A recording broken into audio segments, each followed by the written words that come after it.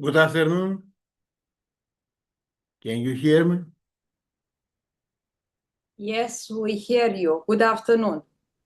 Good afternoon. Good Yes, we can hear afternoon. you. Can I start or we have to? Yes, sir. I welcome you to chair this session. Thank you. Okay, thank you very much. Our next speaker is Professor Bijan Davas.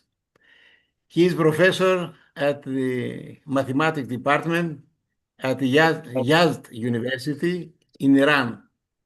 He earned his PhD in mathematics with thesis on topics in algebraic hyperstructures from Tarbiyat Modarres University, Iran, and completed his Master of Science in Mathematics from the University of Tehran.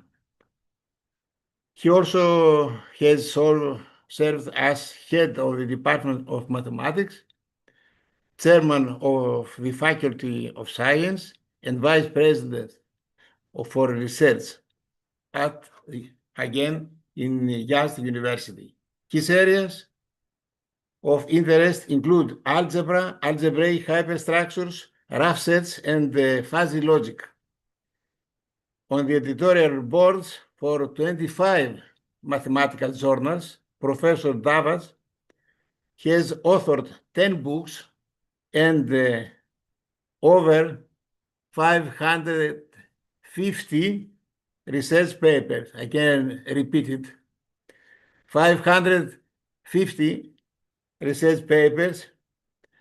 This is an extraordinary number in this topic, especially on algebra, fuzzy logic, algebraic hyperstructure, and their applications.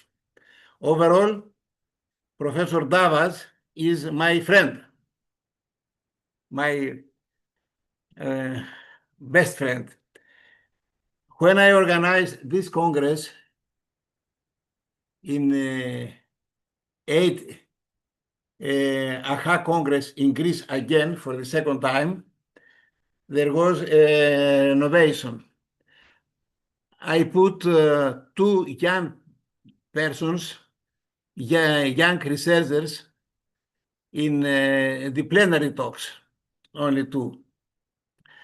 And this one he was Professor now Violeta Reoleanu, and the other Professor Bijan Davas. It was the first time that I met personally Bijan Davas, and I am very happy that they took this topic to the high levels. I think that it was very good choice to put them because all the older people, older researchers in mathematics, we wanted to learn how these very young and productive persons, researchers, choose this topic of hyperstructures. Professor Davas will speak about the title of the talk is From N-ary Groups to N-ary Hypergroups, Foundations, Developments, and Applications. Professor Davas, you can speak.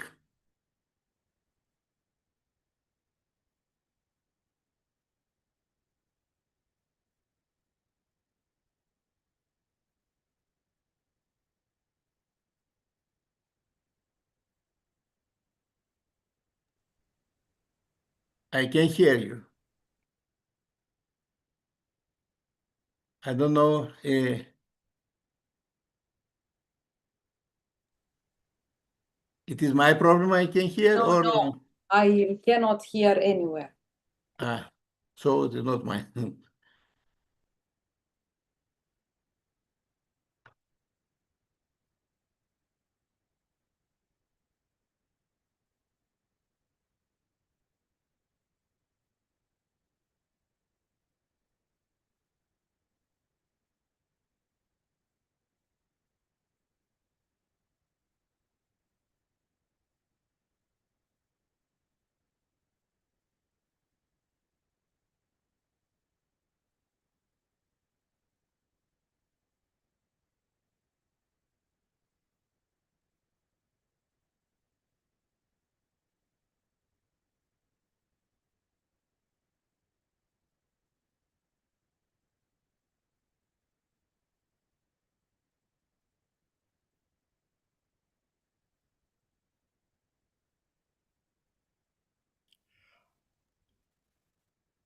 I would like to thank the organizers for the kind invitation and for their excellent work in preparing this meeting.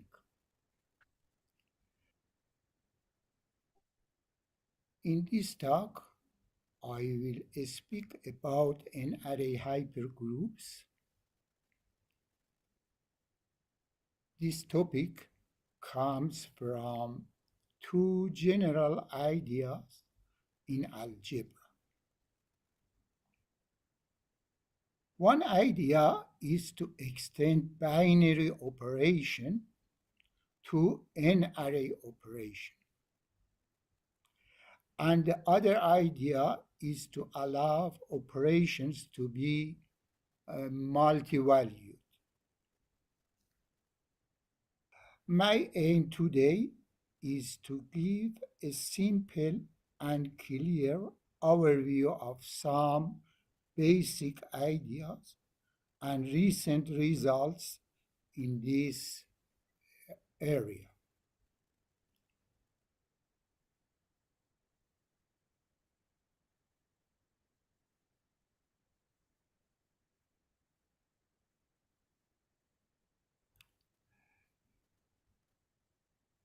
First, we consider two generalizations of a group.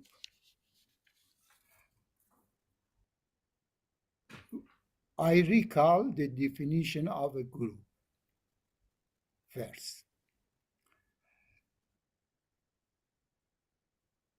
A system, a system G and dot, where G is a non-empty set and dot is a binary operation, is called a group if it satisfies the following conditions. The first condition is associative law. The second condition say the equations A dot X equal to B and Y dot A equal to B have solutions in G for all A and B in G. Now, if we show the binary operation dot by F, then we can write the conditions as follows. First condition is associative law with F notation, and the second, the equations F, A and X equal to B, and F, Y and A equal to B have solutions in G for all A and B in G. Now, we wish to generalize this definition.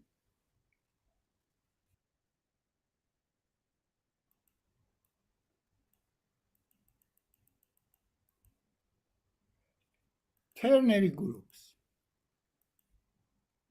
Let G be a non-empty set and F from G times G times G into G be a ternary operation. Then G and F is called a ternary group if the first condition is generalization of associative law. And in the second condition, we have three equations instead of two equations in groups. These three equations have solution in G.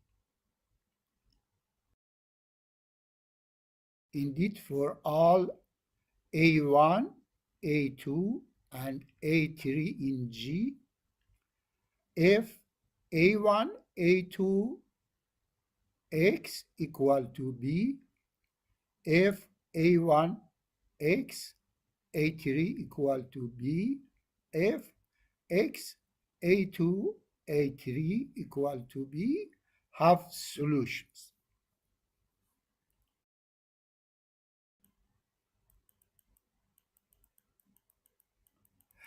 Here we see two examples of ternary groups. Let R minus be the set of negative real numbers. If we define F from R minus times R minus times R minus into R minus by F xyz equal to xyz. Then R minus and F is a ternary group. Another example, let Bn be the set of odd permutation in Sn, the symmetric group. We know that Bn is not a subgroup as well as a group. If we define F from Bn times Bn times Bn into Bn by if alpha beta gamma equal to alpha beta gamma, then Bn and F is a ternary group.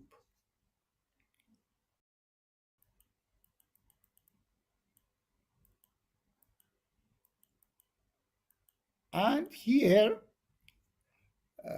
we define n-array groups. Let G be a non-empty set.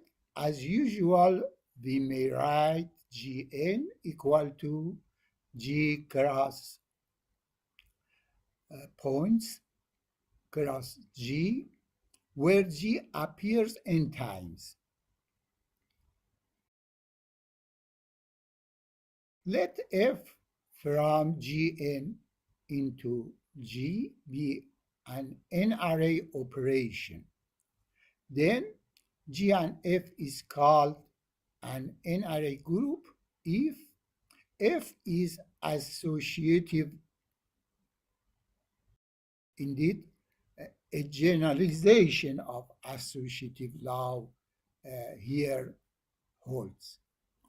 2, for all A1, A2 till AN and B in G, there exists Xi in G such that we have this equality if A1 till AI minus 1 is I, AI plus 1 till AN equal to B. This means that the equation for each place of Xi has solution.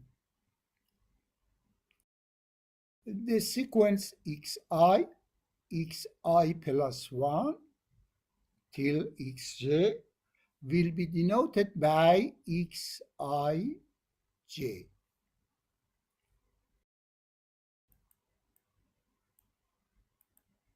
Now we consider another generalization of group. Let H be a non-empty set and circ from H cross H to P star H be a hyper operation, where P star H is the family of non-empty subsets of H. Then H and circ is called a hypergroup. The picture shows us a hyper operation. We see that here the combination of two elements of H is a set. Meanwhile, in groups, the combination of two elements is an element.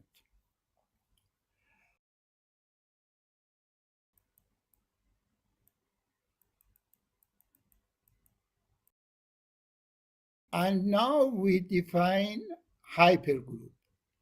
A hypergroupoid H and circ is called a hypergroup if the associative law holds. Note that here, in the first condition, the associative law is the equality of two sets, not two elements, similar to groups. Here, we have two sets. And the second condition, AOH equal to HOA equal to H for all A in H. The second condition usually is called the reproduction axiom and frequently used in the form given A and B in H, there exists X and Y in H such that B belongs to a circ X and B belongs to Y circ A. You see, the second condition is a generalization of the second condition in the definition of group.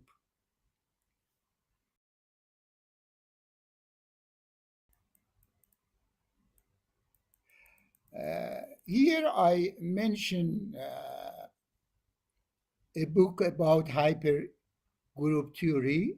If you are interested in this subject, the book is written by me and Professor Liorian Fota.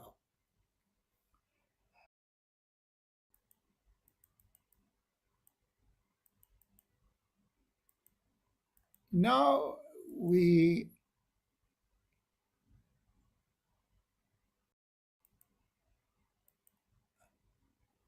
define n-array hypergroups.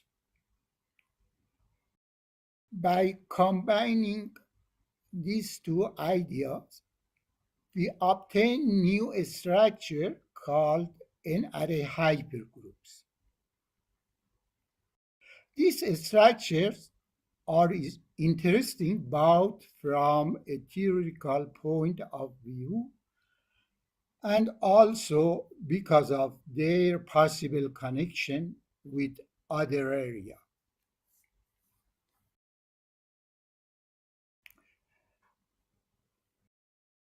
A function f from h times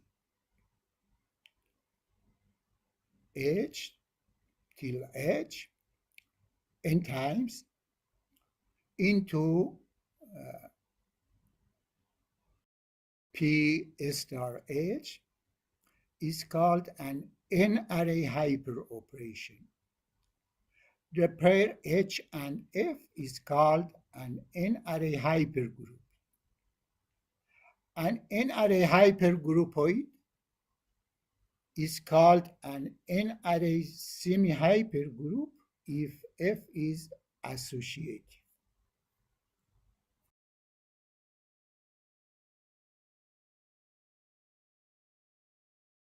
An n-array semi-hypergroup H and F, in which the equation B belongs to F, H1 I minus 1 X I H I plus 1 N has solution Xi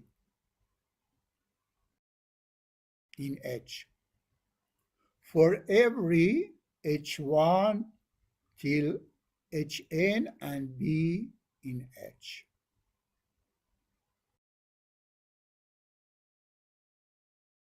This structure is called n-array hypergroup.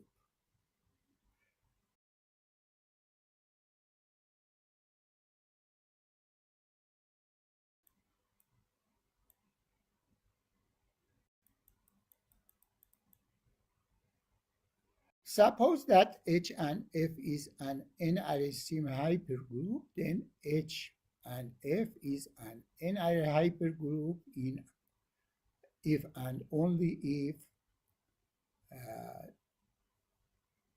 this relation is solvable at first place and the last place, or at least one place between 1 and n.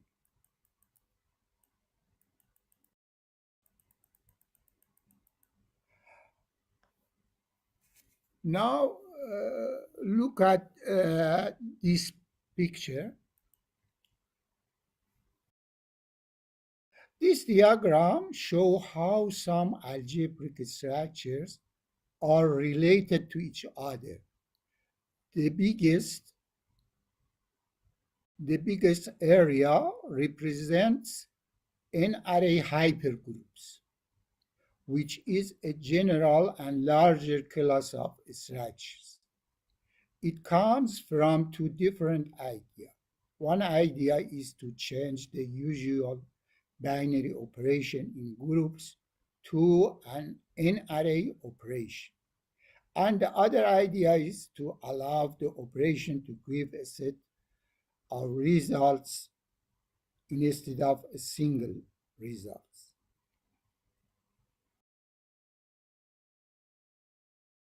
Inside this big area, we see two important parts. One part is n-array group and other part is hypergroups. At the center of picture are the usual groups, which are the basic and classical structure in algebra.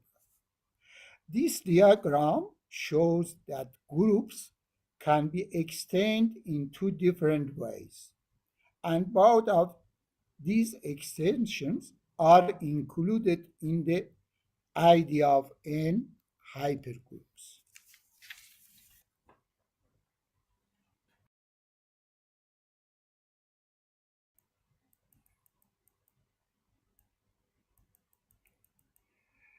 Here you see a paper entitled A Survey on the Theory of N Hypergroups. In this paper, the other review of some basic results about this subject.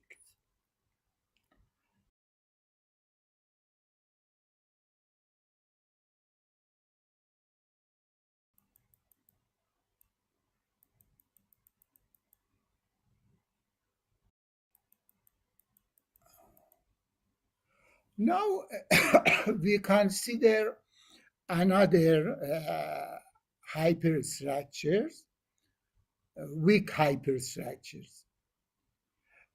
HV structures were introduced by Wujuclis at the 4th AHA Congress. The concept of an HV group is a generalization of the group. You see the definition of HV group. The difference between HV groups and hypergroups is in the first condition. In HV groups, instead of associative law, we have weak associativity. Indeed, X circ Y circ Z intersection with X circ Y, then circ Z is non-empty. And the second condition is similar to hypergroups.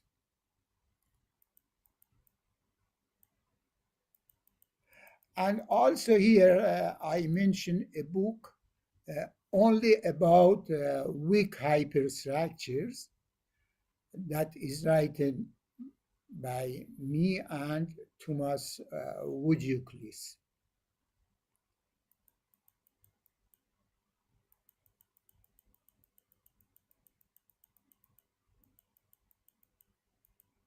And here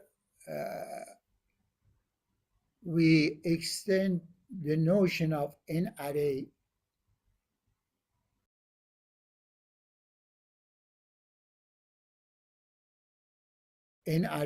groups to n-array HV groups. Let H and point be a semigroup, P a subset of H and non-empty. We define the following n-array hyperoperation. You see P star from Hn into power set of H,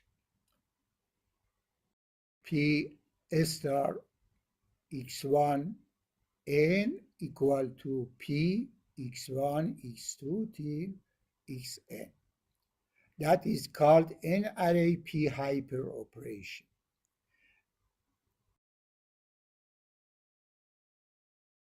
If H and P star be an n-array HV group or n-array HV semi group, then it is called PHV group.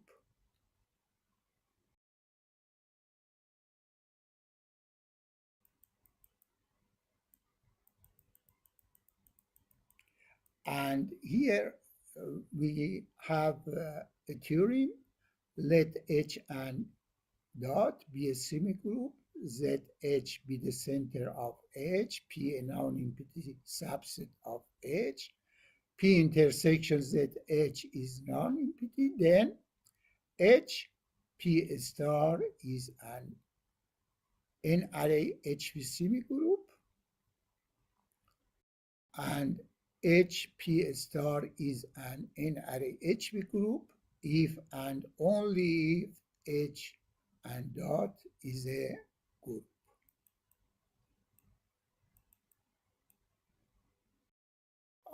And also here we have another theorem. I don't explain about it.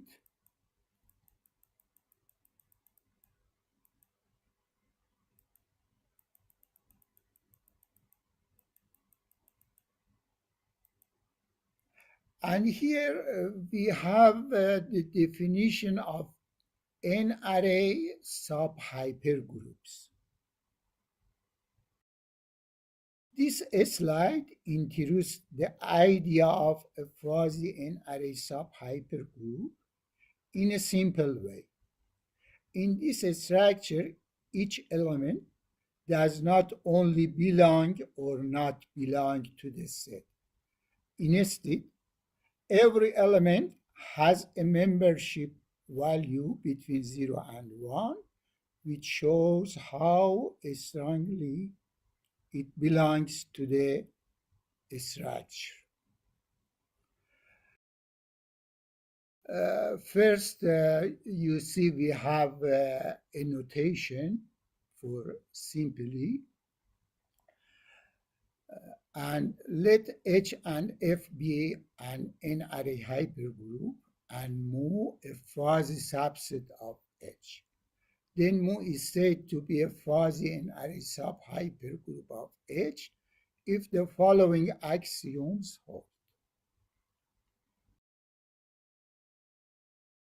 First, minimum of x1, xn less or equal than the infimum of mu z when z belongs to f x1 n for all x1, x2 till xn in H.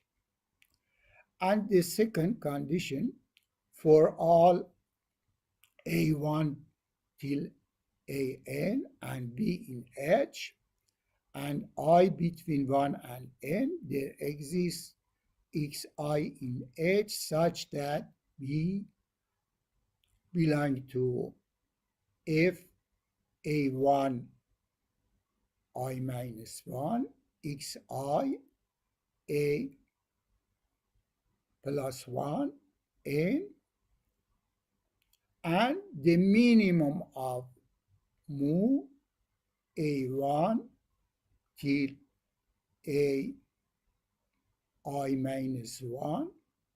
Look at the above notation.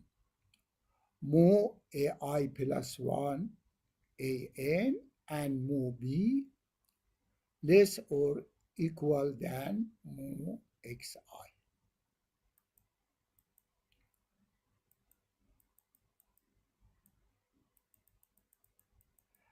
And here I mentioned two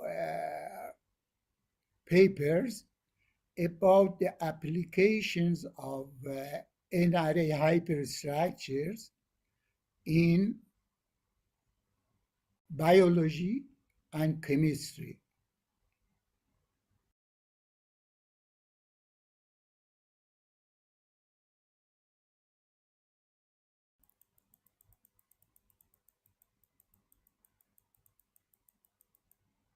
And the last part of my talk is about topological n-array polygroups. This is one of my papers with one of my PhD students, Miss Mostaqimi, were published in Applied General Topology. Here only I want to explain about the definition of topological n-array polygroups.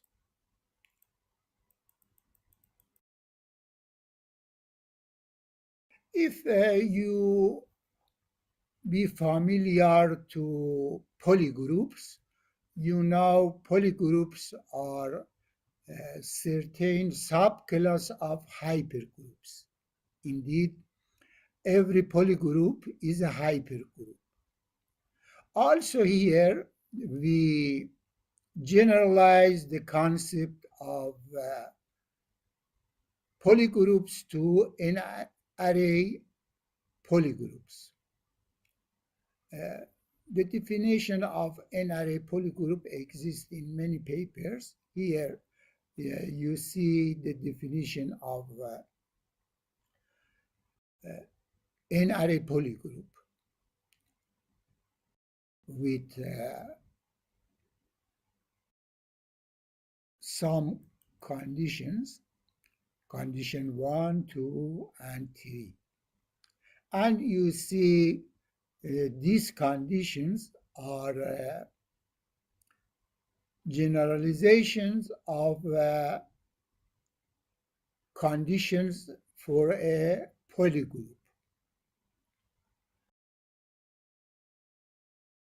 First condition is associative law, similar to n-array hypergroups.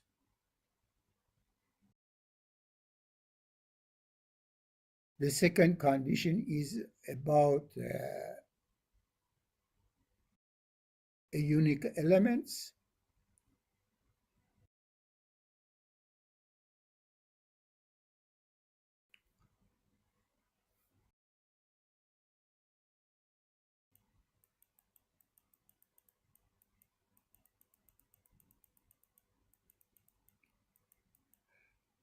Let P be a polygroup and tau a topology on P. Then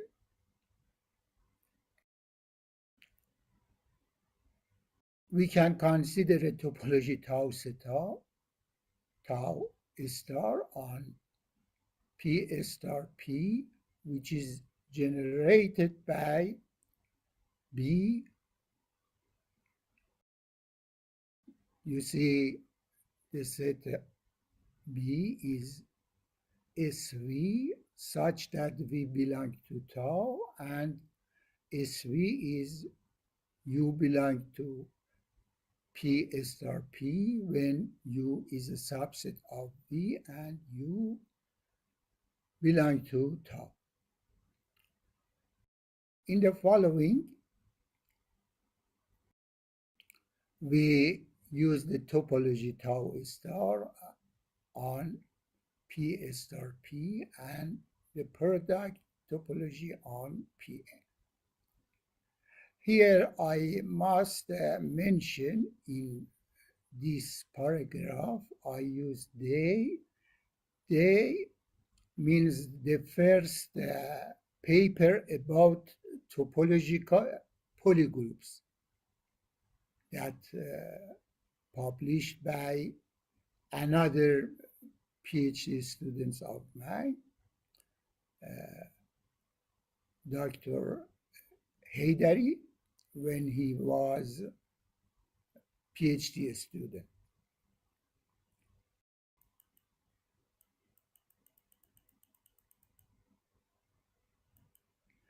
Let P be an n-array hypergroup and P and tau be a topological space. Then the system P, F, E, inverse, and tau is called a topological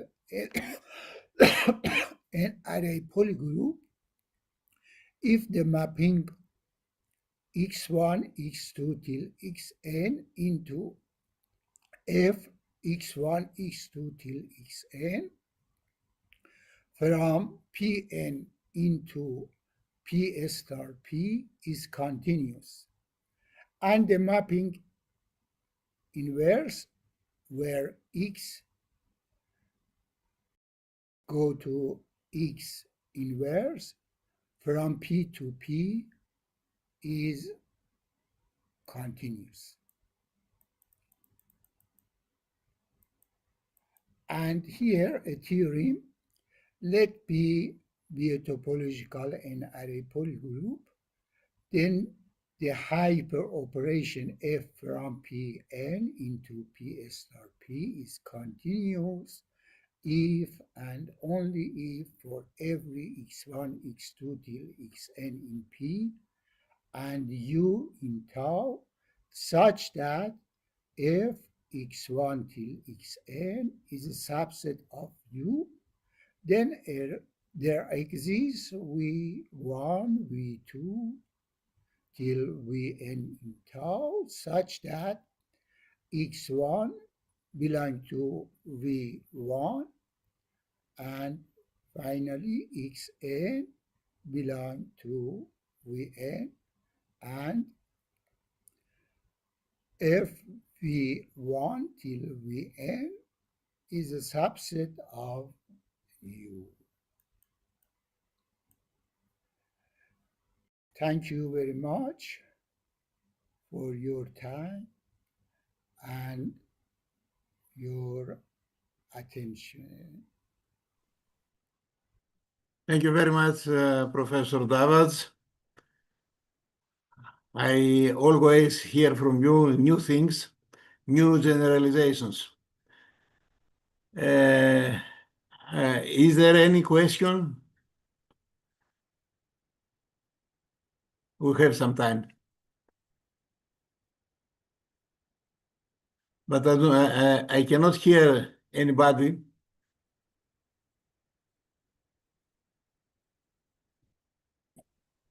No, there are no questions at this time. So I have to do a small comment that this P hyper operation you mentioned, it was the first example that I invented at late 70s. You can hear late 70s. And it was the main concept for my PhD, which I received in 1980.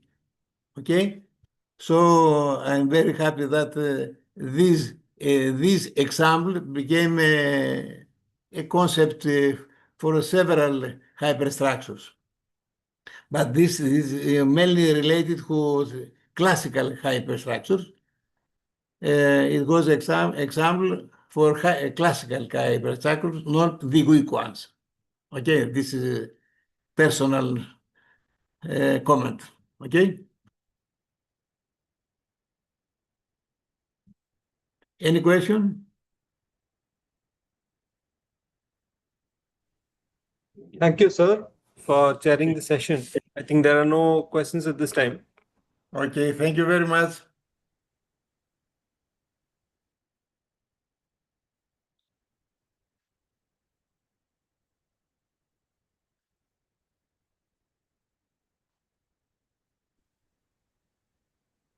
Yes.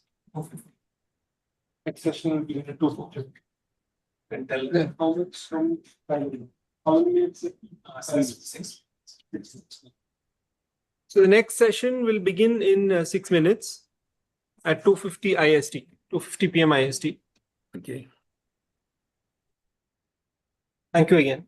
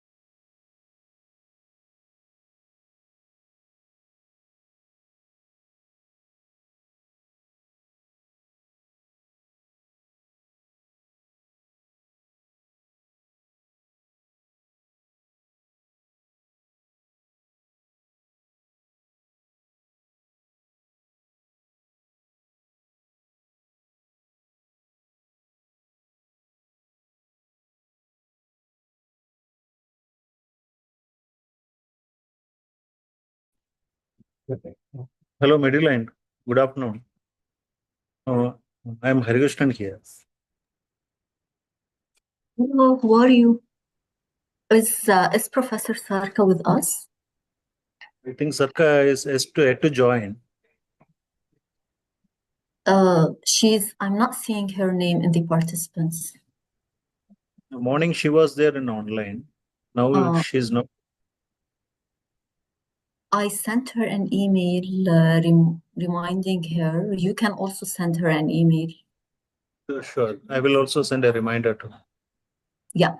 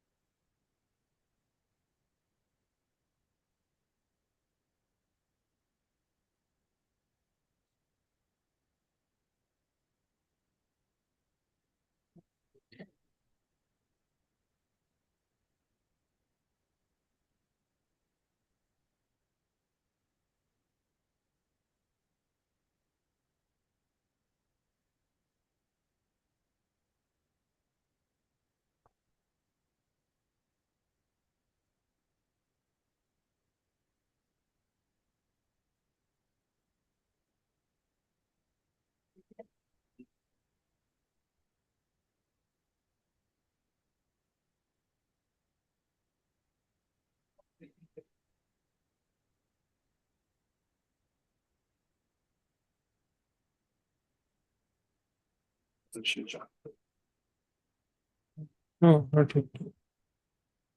Oh.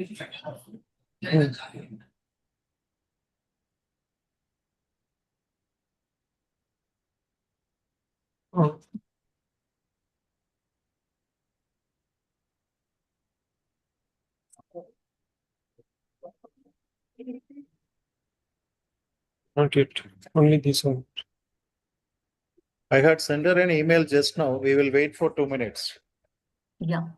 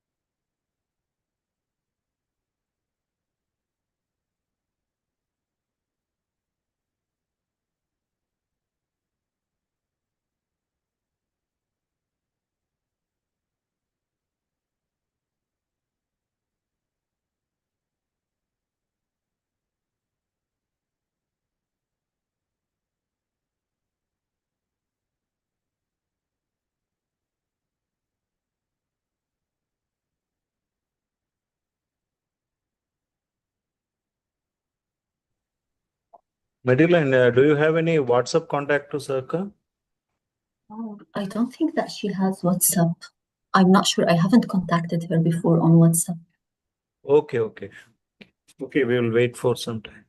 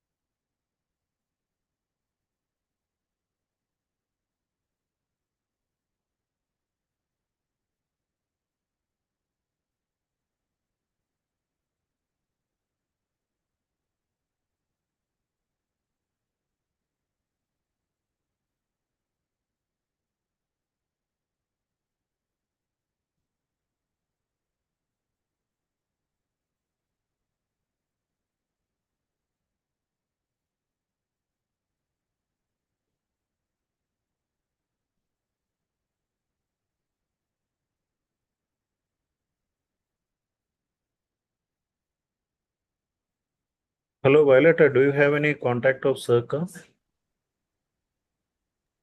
No, I have not, only by email. Okay, everybody has only email contact.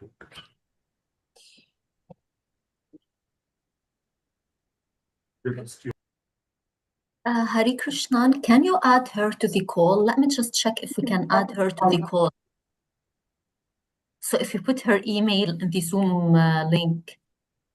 Already I have sent an email to her just now. Okay.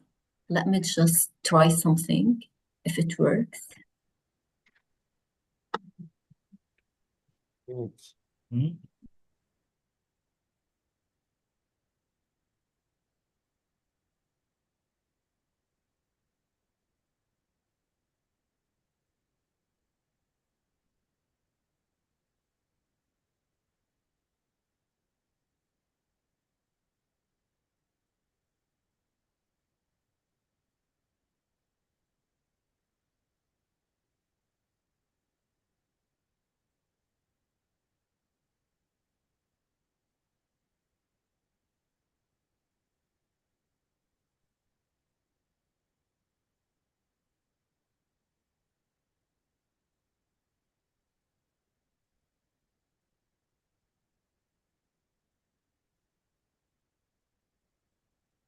Yesterday she had replied to the mail saying that she will join today. No, nobody is having.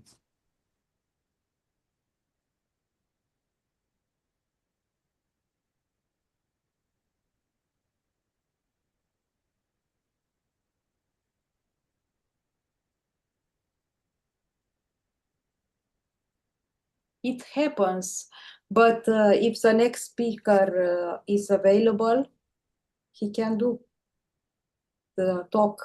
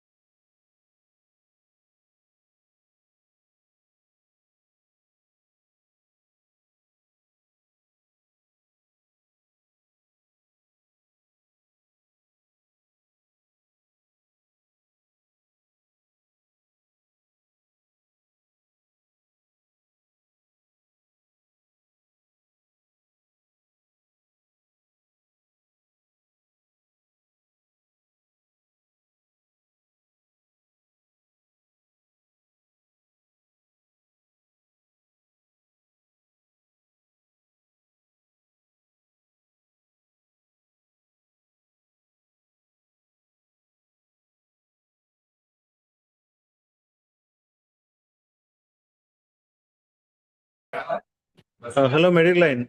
We will move with the next speaker. So once we will Yes. get a reply, once we get a reply from Circa, then we will schedule it accordingly. Okay, okay. We will move with the next talk by Professor A.R. Rajan. Then we will proceed with that one.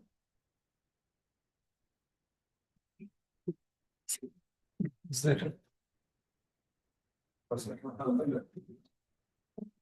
Sir, no.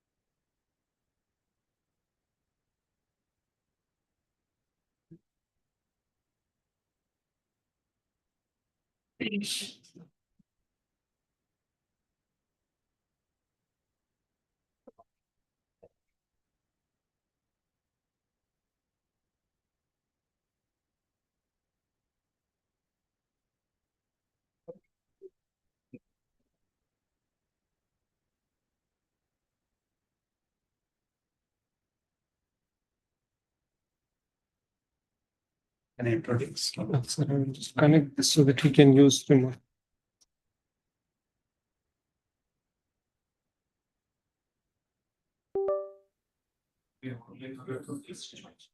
Yeah. ഞാനത് check ചെയ്യാം sir. Good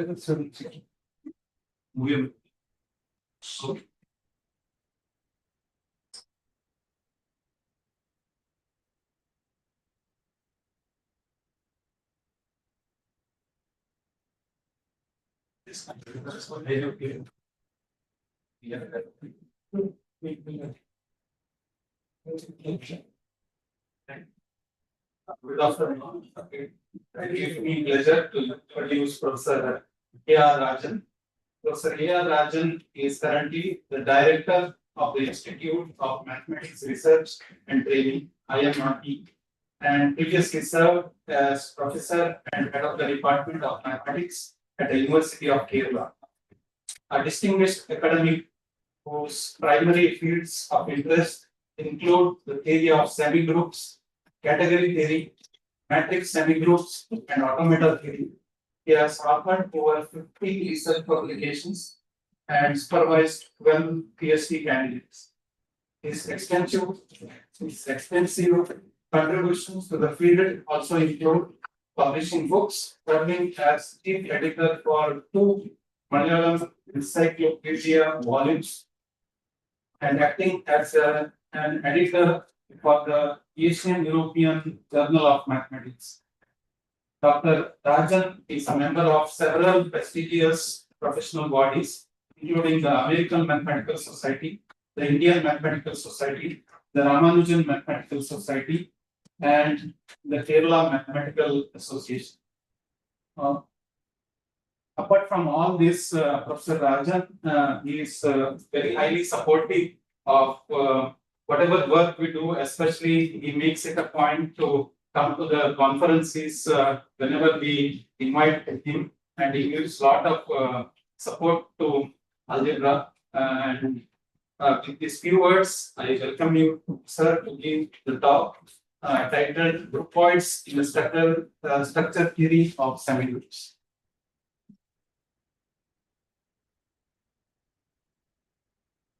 Thank you, Professor Algebraic, for the elaborative introduction. I thank the organizers, especially Professor Education, Professor Shah Prasad, and all the organizing committees for the invitation. I've already went out. It's a place where I always like to come. So at any invitation, I will be accepting and coming invitation. It is a terror board time here. So thank you for all the support. So actually I thought of speaking on 2 words, seeing that this has some very large level connection with hyper operations, in the sense that I would say hyperstructures, not in a hyper operations you replace primary operation by hyper operation. But by hyperstructure, what I mean is in places where you have single value equations, you change it over to multi-valued. There is again a sort of hyperoperation. And what we find in group words is similar. When you compare it with the groups. So in groups you have a single identity, whereas in group words you have several identities. And in a group, again, okay, that's it's a major difference. And another thing is that if you look to another part of the structure is called semigroups. There are some hypertype operation in the sense that in a groups you have a single inverse for an element, whereas in semigroups you may have several inverse. So that way, the replacement of single valuedness by multi-valuedness can be found in several of these. Okay, I would just go by showing some situations rather than going into the abstract definitions. So in order to define or in order to familiarize the concept of group words, we'll go through this example and see. Your child has been picked up by the school vehicle. So it's a familiar thing. You take any non research, you consider subsets and consider the GHV, the set of bijections between subsets. So you want to do subsets A and B. If there is a bijection, you say include that. There can be several bijections to include all of them. If there is no bijection, just discard it. So you select only bijections between subsets of a given switch. Now you can see this is a structure. What are possible? First thing is there is a composition. And the composition is not a complete composition, it's a partial composition. In the sense that it's a point statement.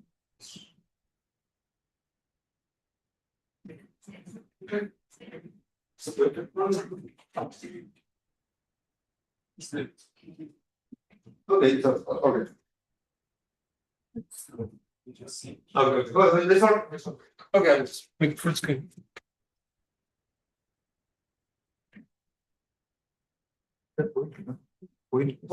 No, maybe this is a keep this one. Okay.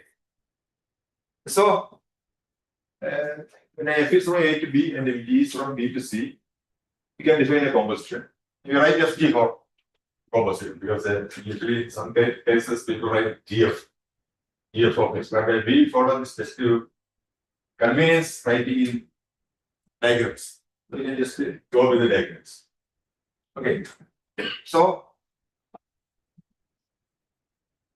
and also you can see if FNGR bijection, so will be FG, so it is again an approach. The set GX will admit a partial binary operation. What else? If F is from A to B, you can see that the identity of A will be a left identity for F. Likewise, the identity on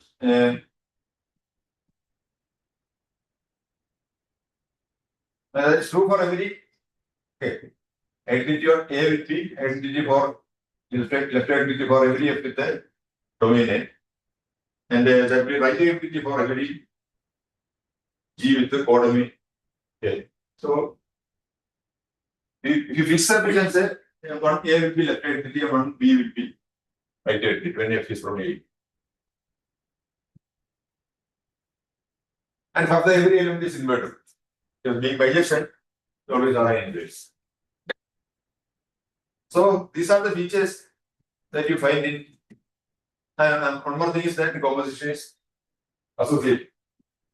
Associativity here means that the equality will hold whenever the products are defined. And this will make structure of group works. As you have a structure in which every element has left identity, right identity, every element is invertible, and the system is associative. And of course, the operation will be partial. And then can you also describe when it is defined? For example, when the right identity to the first one, coefficient with the left identity to the second one, you say they are composite, like that. And here, something more is possible.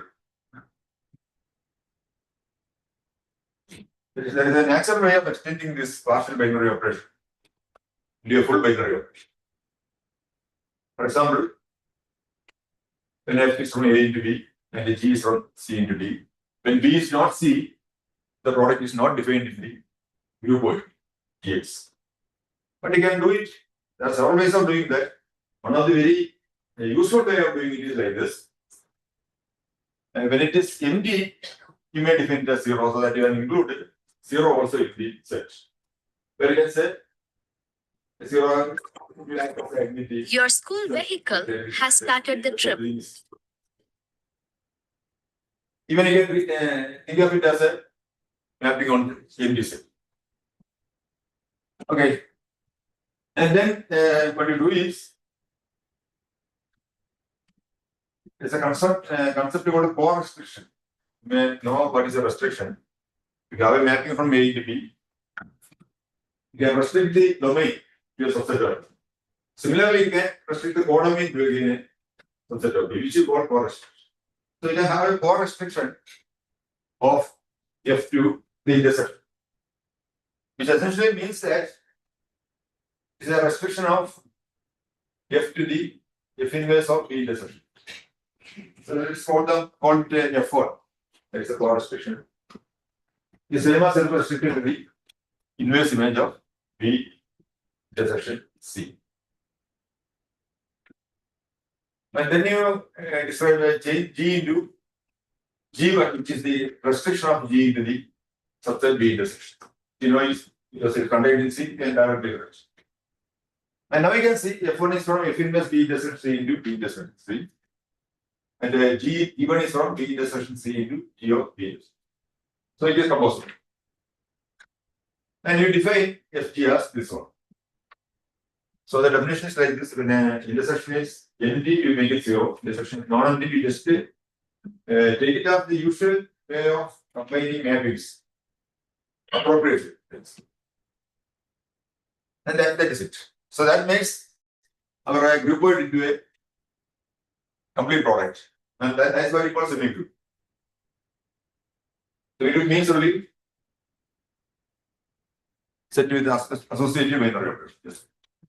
So you have a full binary operation and it is associative with what this structure is a semi-group. So we are getting a semi-group out of. And this semi-group you can see has a little more properties. That is the interesting part of it. In a semi-group test, we can describe inverses this way, because when you have a semi-group based definition, there is only associative binary operation. There is no identity requirement. There is no requirement of inverses, but certain elements may have inverse. So you define it. You got an x. If there is an x prime with the property that x prime x equal to x and x prime equal to x prime. Then you say S prime is an inverse of this. So the possibilities that every element in S may not have. Certain elements may have. There can be situations where no element has. Anyway, if it has this property, you say this is an inverse. And one more specialty is, so the semi-groups still admit inverses for every element, be termed the regular semi-group. There is a terminology. And when the inverse is unique for each element, you say the inverse, the semi-group is called inverse. It's again a classification. And I say this because the semi-group that you have described here, in terms of the groupoid, becomes an inverse semi-group. Because you know already that every element has a unique inverse being identity, and every element has that. And you can see this is one of the very direct generalizations of the symmetric group. So symmetric group means you just take all the bijections between sets and form a group. And instead of that, you consider bijection between subsets. And you are getting this sets.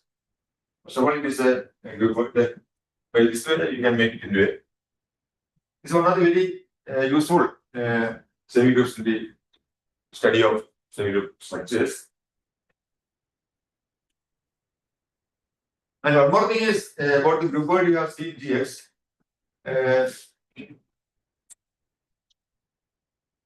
They are also called ordered group words because there is an order naturally associated with the group word.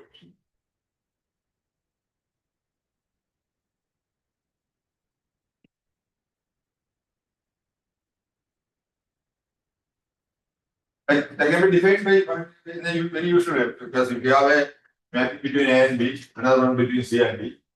If the C is smaller than A and D is smaller than D, and the lower one is a restriction of the top one, you can say it is a smaller.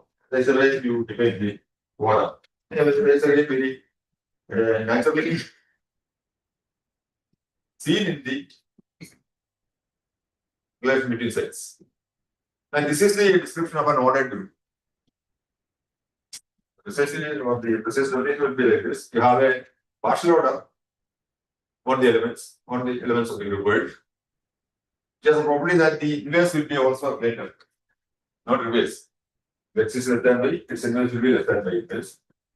And also it is compatible with multiplication on either side. Again, when you say compatibility, means that xz is less than or equal to yz, provided xz and yz are defined, then only it is equal. Likewise the other one. Then the existence of restriction, that is what you have seen in earlier. Even a mapping you can restrict on the domain. And it also induce a restriction on the domain. Nearly one of them. So there is a restriction, and in the general case it is defined like this. You say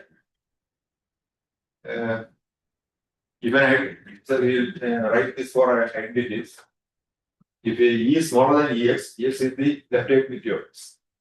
And E will be again taken as an identity.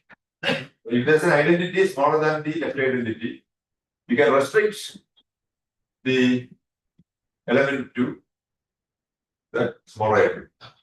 So you say X1 is, so there is an X1 which is smaller than X, and the left identity of X1 is equal to E. And usually you denote it by this direct. You denote that it is X restricted to the identity E. And all this you can see in the earlier example. So mismatch structure is known as the ordered groupoid. And what you have seen already, whenever you have a restriction, you can also have a co-restriction. That's what it is done here. Anyways, we'll do that.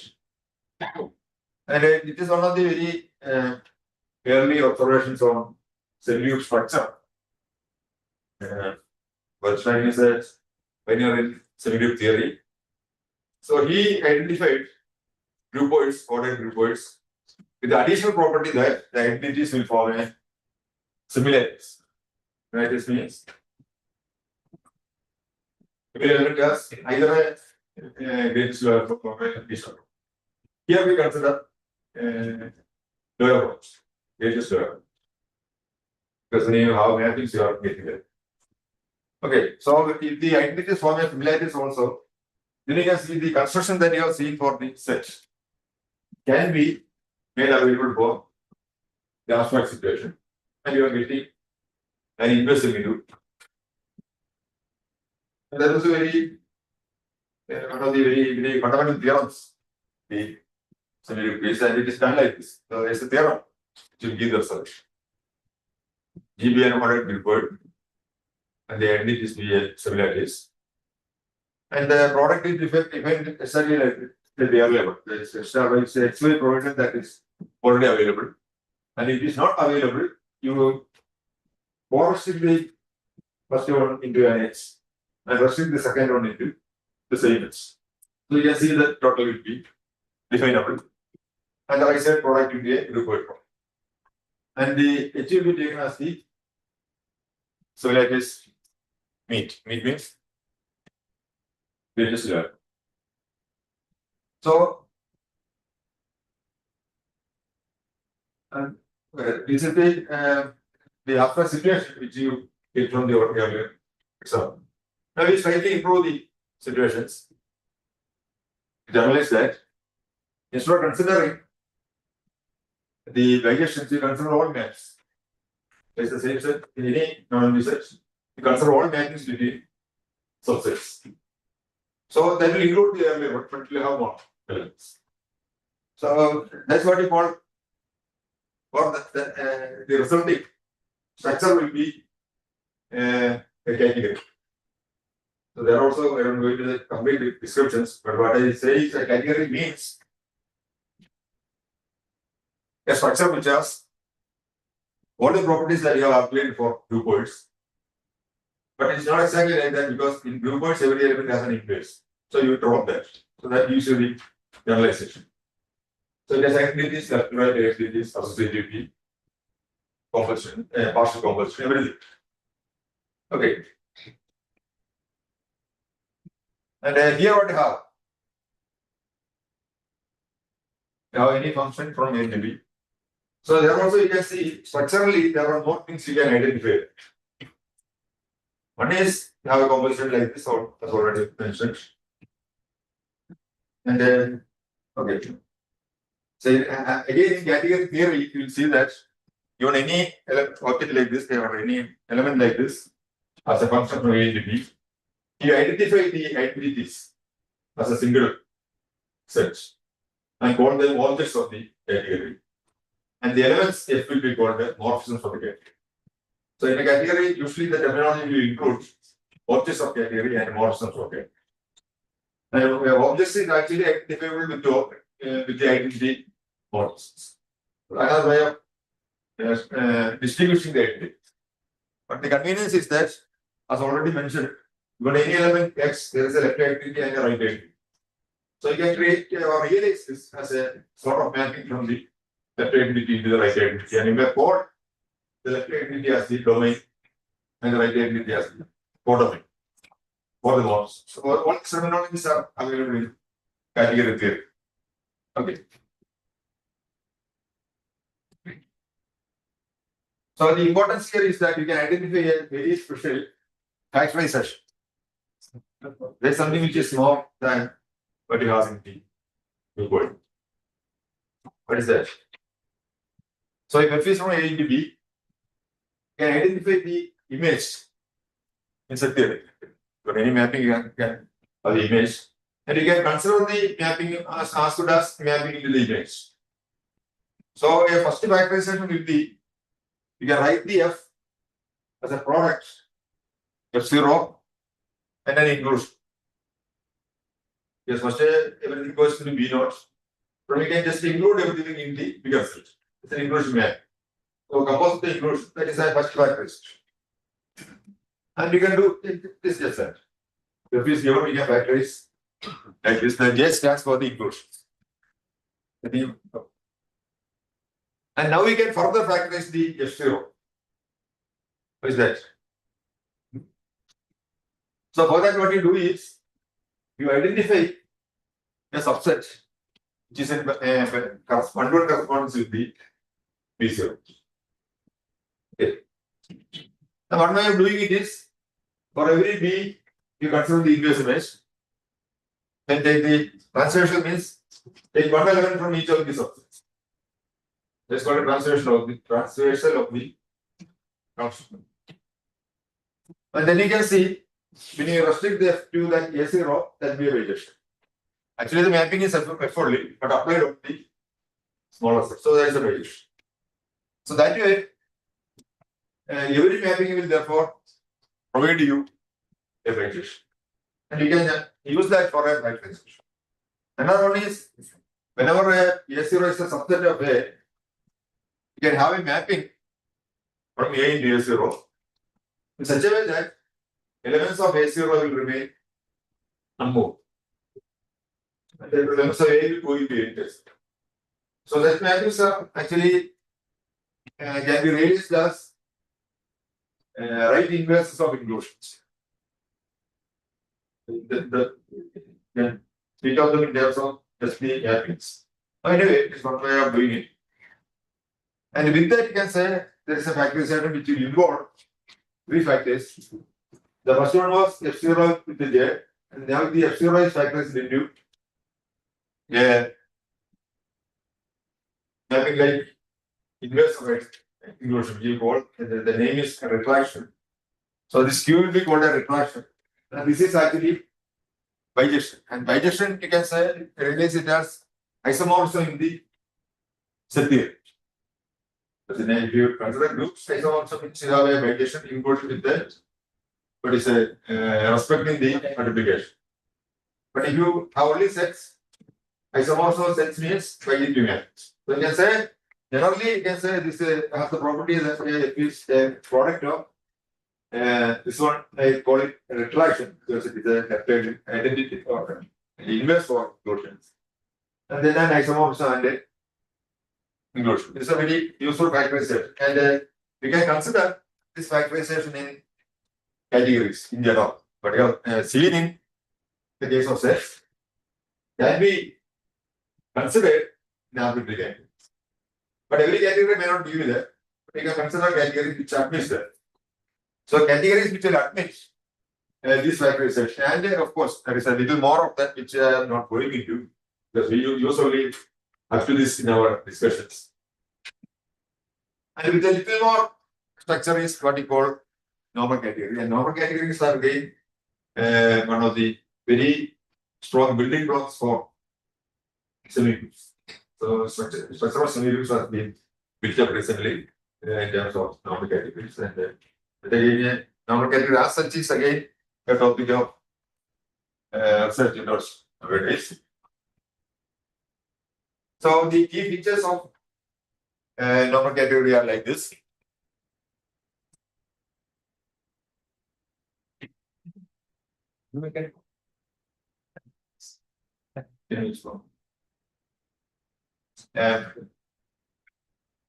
First thing is the set of identities as a partial order because when you have in sets, you have sets, a collection of subsets of sets, the inclusion between sets is a partial order. So you put that in the category, there's a partial order on the subsets. And second one is whenever A is smaller than B, as in sets, if you think of A and B as sets, whenever A is smaller than B, there's a mapping, which is inclusion of A and B. Just include it. So then you can assume an arbitrary criteria, and you may call them inclusion. So that is a special morphism that you assign in this situation. So we call it inclusion. That has some properties like, for example, A and B is composed with B to C. That will be just the inclusion of A to C like that. That's it. Some more. Because the inclusions have little more properties which I am not listing here. But the major property will be like this. And further, every inclusion has a right inverse, as you have already seen.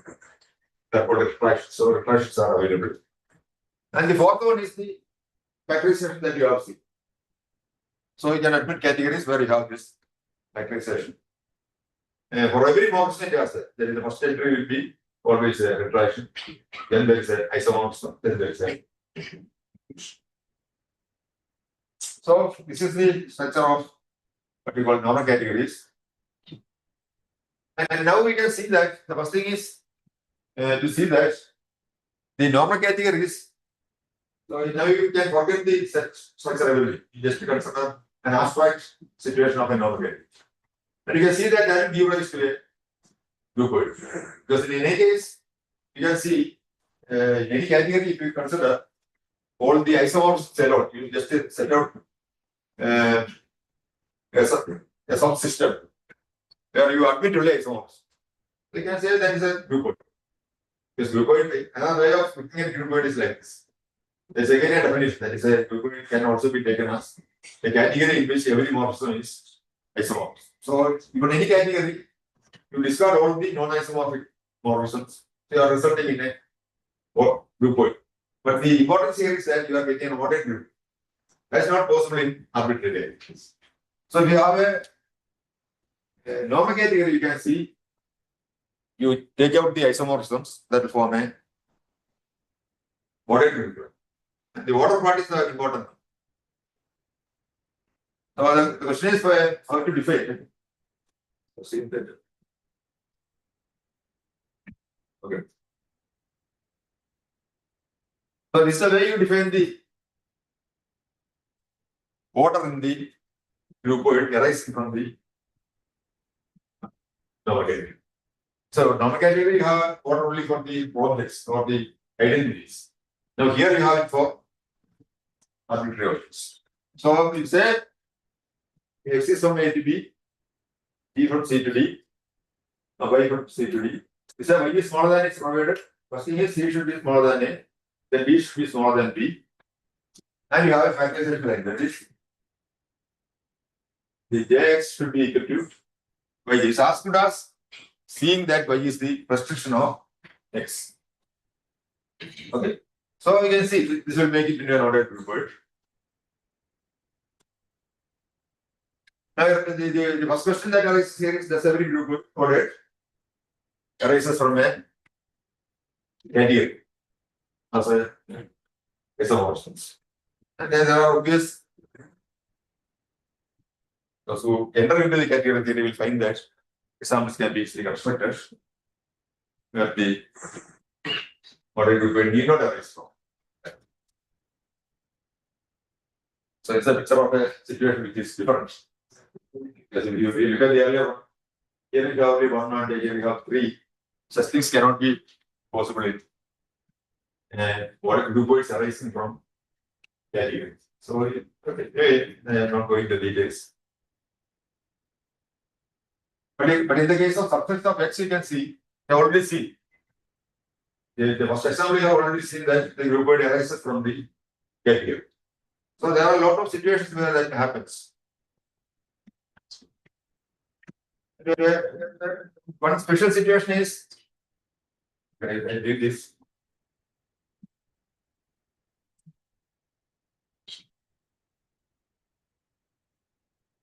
So this is one case, that is, you have an ordered group word where the identities form as similarities. Like this. Identities form as similarities. Then what we do is actually what we how to get the category is you use a general construction. First thing is, as already seen, whenever the identity similarities, we can build up a semi-group from that. And then there is a construction saying that every semi-group will give rise to an overgate. So by that route, it will be possible that you can make it into a going the details. So the category that you consider is the category of principal left radius of a semi-group. So what are the semi-group? Semi-group means any either regular or inverse semi-group. If we consider, you will see that the principal left radius is our category. And then you can see that our group word arises as the group word of isomorphisms of this category. Okay, the here on this context. And the slightly more general cases, you can do it in the regular semi-group case also. Because every group word may not be, what a group word may not be having the property that the identity is so much similarities. But in that case also, there is a possible construction of a semi-group for the regular semi-group. And from there again you can come back to identities, isomorphisms of the category, and you can construct it. So that way this group word, ordered group word and this type of group words arising from normal categories, they are very much used in the structure theory of semi-groups. So and this question also is that very relevant. Then I will go to this. So the one more thing is that the normal category part is that this is one of the areas which currently people like Kerala and Kerala University that the universities are working on this.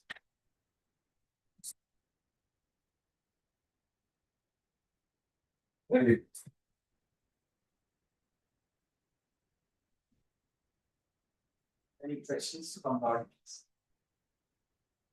I have a question. So, though we do not consider function whose domain is outside. But here you have studied this. Projections means from outside to outside. Yes, you have described. When you study the group word alone, something that you have described. If you want to make it, you semi you have it. So in that case, it's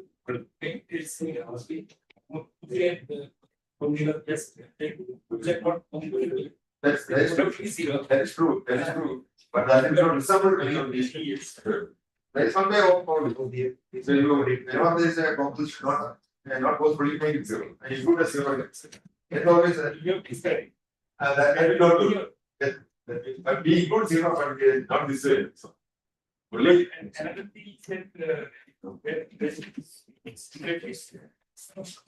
it's needs becomes split, then it is sufficient for the point comes from so whatever. order prepared. So Sufficient. some so you can point to a big spread. In 5 minutes time. Yes. So when you get the category Cs, right? So all the maps, partial maps. So what those are the objects. Maps are full maps of between subsets of So those are the objects of the category Cs. actually in the language of category, the morphisms are the what we say as elements. When I say an element in the category, they mean morphism.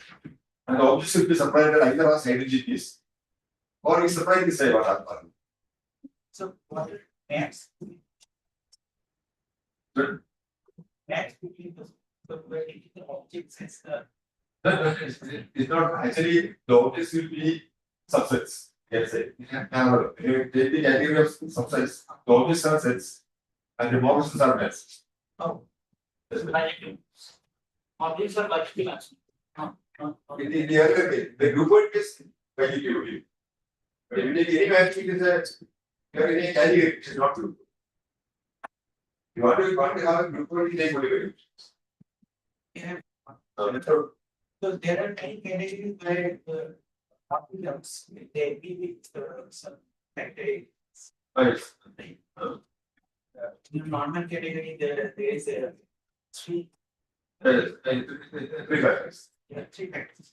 So is there any other general category where that would not category? Right? Is there any general category which subsume the non? Actually, as I told, starter the set case, a usual factorization is like the one which is the image and inclusion. The two factors. That is the usual. But in the normal case, you again decompose into three factors. But these are actually, you can say, it is very much available, but any game transfer we can have that like that. It is very much available. And actually, every category may not be realizable as a normal. Okay, there are some which are this way. Yes.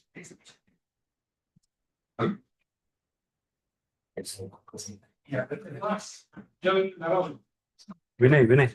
if not, let us then professor around in one.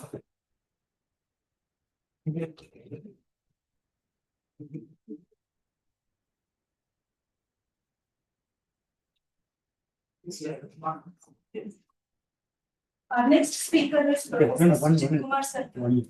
Can I? Yes, yes. Hello everyone. There is one schedule change is there. Actually, Circa got confused with the timings, with our Indian timings and her country's timings. So we are scheduling her talk on tomorrow. Tomorrow at 12:10 Indian time to 12:40 Indian time, immediately after Irina's talk. So now we will be rescheduling the talk of Sujit Kumar Sardar sir's talk to the present one, that is from 3:25 to 3:55 p.m. scheduled talk. We are replacing with Professor Sujit Kumar Sardar's talk from tomorrow. So same schedule, 12:10 p.m. to 12:40 p.m. we will schedule Sarkar's talk. Please note this change for especially for the online participants. This pen you can do it. This pen.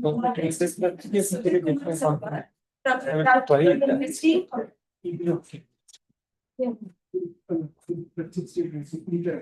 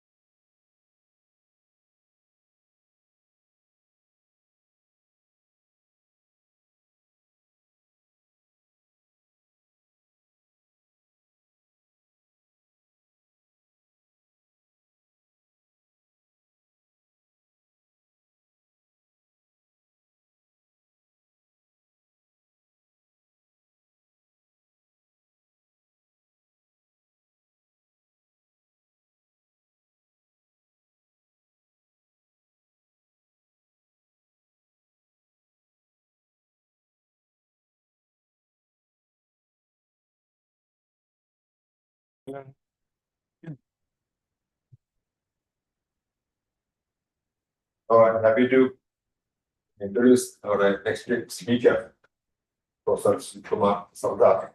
He's from the Algebraic University. We know a small amount of him.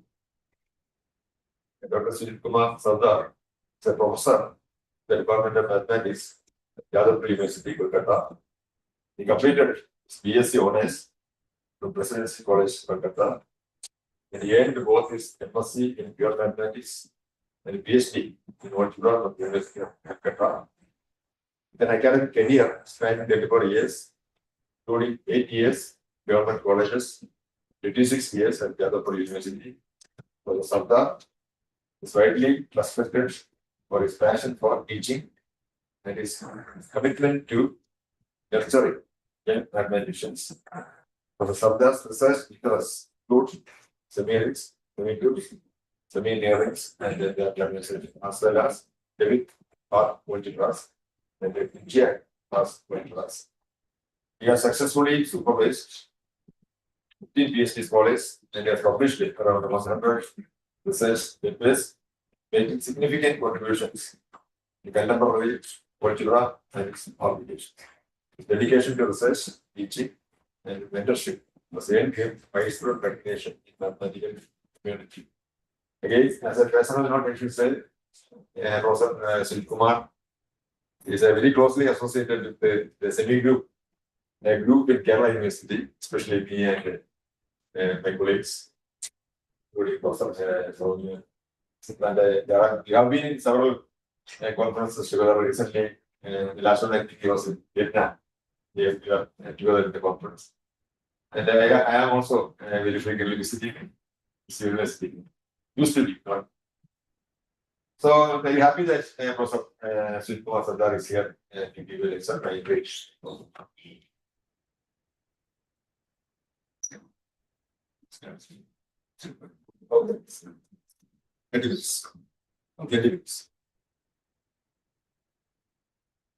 So, at the outset, I should compliment since the text organized is called in terms of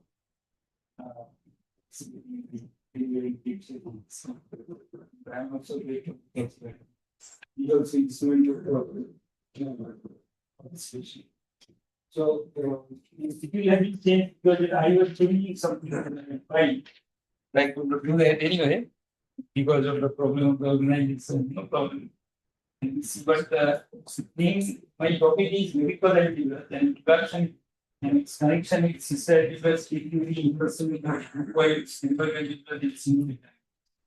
But you see, this 30 minutes talk, actually, when I prepare this thing, I did not know that organizers took me there about maybe 40 minutes, 45 minutes like that.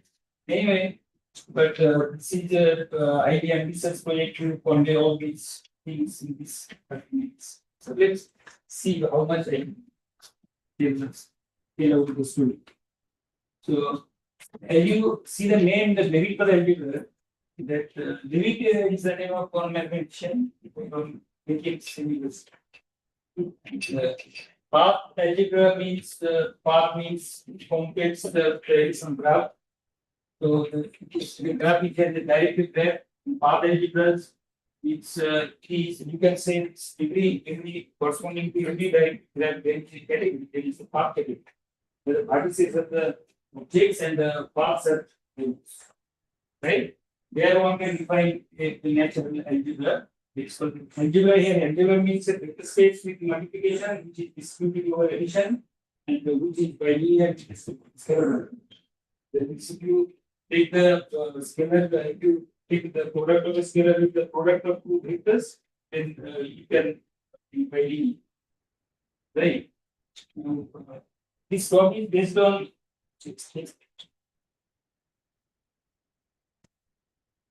of these papers, and one monograph is there. It's this one. And these papers and some other things also.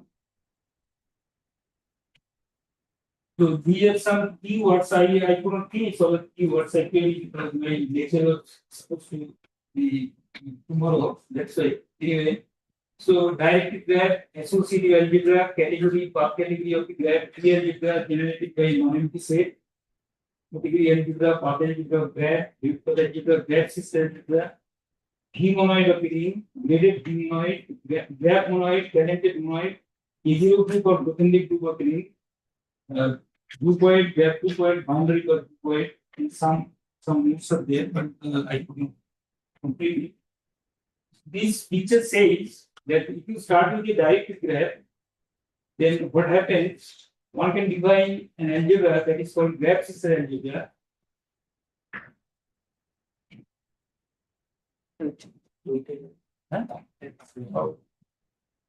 So from starting from a directed graph, one can define an algebra that is called graph system algebra. One can define path algebra, and from path algebra, one can define typical algebra with some more restrictions. And from the directed graph, one can define boundary for groupoid.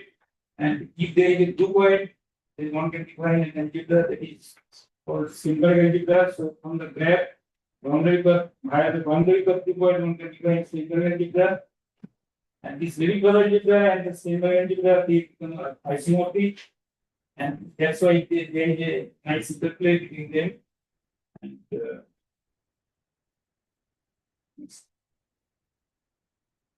so here, graph means graph everybody knows, but the notations are different in places. So here graph means a portfolio like that. CO means the set of vertices, CO means the set of edges. RN is the range and source maps. Range map is also known as the target map somewhere. Source is also known as domain in some cases. So these are some graph theoretical terminologies. Scene, source, all these they come up something that is the literal meaning of those big say. That mean infinite emitter, regular vertex means which is neither a scene nor an infinite emitter, that is called regular. The open directed graph is called open. This is very important. If it has no infinite emitter, that means if there is no vertex which will emit infinite many points. And these are some geometric conditions of a graph that's called hereditary, saturated, and condition L. Right? So one thing in this connection I should say that starting from a graph, we can define vector algebra, which is the main topic here in this talk. Vector algebra, one aspect of the study of vector algebra is to relate the algebraic structures and the geometric structures. So if we want to study the simplicity of vector algebra, then these three geometric conditions are very important in terms of studying the simplicity of vector algebra. And see, this is just an example of a directed graph. Here you can have loops also, problem, and you can have parallel edges. So it is illustrated that what is saying is hereditary, not saturated, not hereditary like that. And this graph satisfies condition L. Condition L says that every cycle has to see. Here it is only one cycle. It has an exit means it can come out of the cycle. Right? Okay. I have this board. I use this. So otherwise I will use this.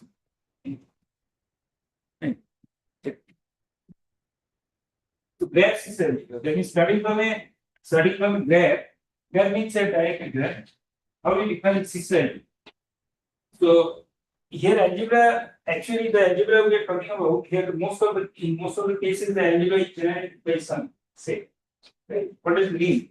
Yes, if you have a set and a tree, you can generate a tree algebra. How? Just you make a tree semigroup out of the monolithic set, and then with the help of that tree semigroup, you can define a product. That is, you take all the finite linear combination of the elements of that tree semigroup, it's given from the field, and then that becomes a vector space, and you give a product with the help of the product of the tree seed. That is for the tree algebra. And in the tree algebra, if you put some restrictions, then that is known as the algebra generated by the generators and relations. So here, you start with the directed graph, and then every vertex, there is some silver space that every vertex acts as mutually orthogonal projections, and every edge corresponds to partial isometries. Partial isometries is like Professor Arjun's talk, it's a partial projections like that, it's partial isometries. That means the isometry is not the full isometry from that we see, but it is from a surface to close surface to another close surface. Right? And satisfying these conditions, these are known as CK1, CK2, CK3. I'm not going into the details of this. These are some conditions. These are very clear. And an algebraic analog of this Levit-Paul algebra was defined. These three here what are the generators? Here actually we not only take the vertices and edges, but we take counterpart of every edge. Those are called ghost edges, like these ghost edges. That is, this edge has a ghost edge, its direction is opposite, but actually they are not edges. But for the generating, for defining such an algebra, we need this. That means you can say this is disjoint copy of U1 star, right? So this is the set by which the free algebra will be generated, and on these are the restrictions. These three are nothing but the path algebra conditions, and these were CK1 and CK2, like they are in Dutch algebra. CK means union figure, right? Two mathematicians after their names is given. So here I want to ask one question. If you take a field and say two integers, distinct integers, positive integers, right? So you take two matrices,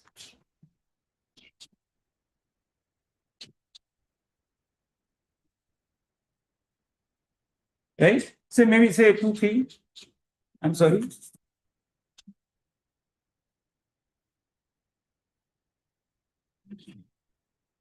A maybe R, right? So question is that is it possible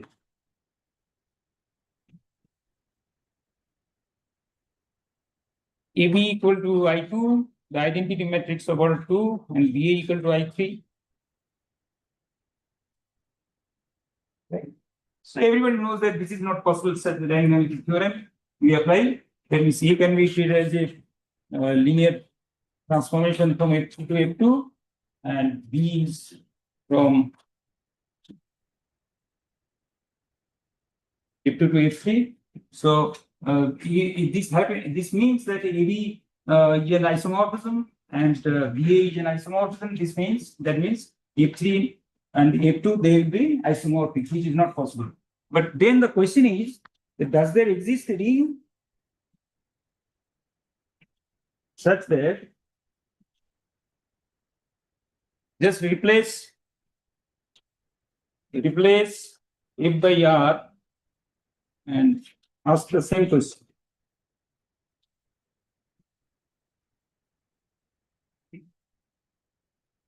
So what will be the answer?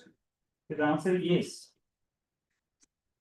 The Levit-Paul algebra is such a, actually here you observe that I forgot to mention that every such algebra is associated algebra is rings. Because you can see that it's a ring because ring with some more conditions. Because it's like such. So answer is yes, and this is easily illustrated here. You see, when you take say m equal to 1, and n equal to we'll say, right? So if you take this, so CK1 and CK2, if you take this rose graph, the next slide. Not this one. The rose graph with n vectors. That's only consisting of only one vertex and n edges. And just imagine there are n ghost edges. Those will be denoted by star. So if you take, now you go back to that. Where I read this ENB. No, that's the second one.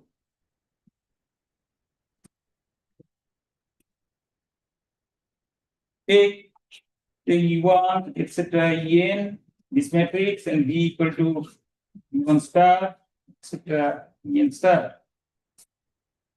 In the neighbor algebra of this graph. Here, this one. Here, A is this matrix and B is this column matrix, right?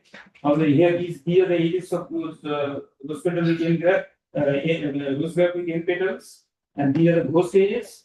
Then AB equal to CK1 and CK2, they simply set these two conditions, right? These two matrix conditions. What does it mean? That means as R modules, this ring that is a lyrical algebra of that graph in the next page. So that graph, this ring, if I denote it by R, then Rn and R1, they are isomorphic as R modules because of these conditions. AB equal to I1 and B equal to In, right? So that means this is an example of such a ring where this happens. The answer is yes. These types of rings are called non-Eigen rings.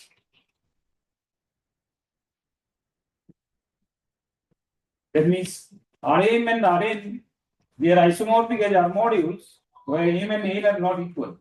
Very big difference. So Levitt's connection is here. Actually, Levitt constructed such rings in big universal construction procedure in 1960s for construction of non-Eigen rings or module type, Emin type module, right? So then when this first paper was published in 2005 in Levitt project, and the second paper was published in 2007, but they did not know each other's work, and they were aware of each other's works, but their approach was different. One approach was to get the Levitt project an algebraic version of that system, and another was from the K-theoretical point of view, that means K-theory, non-stable K-theory.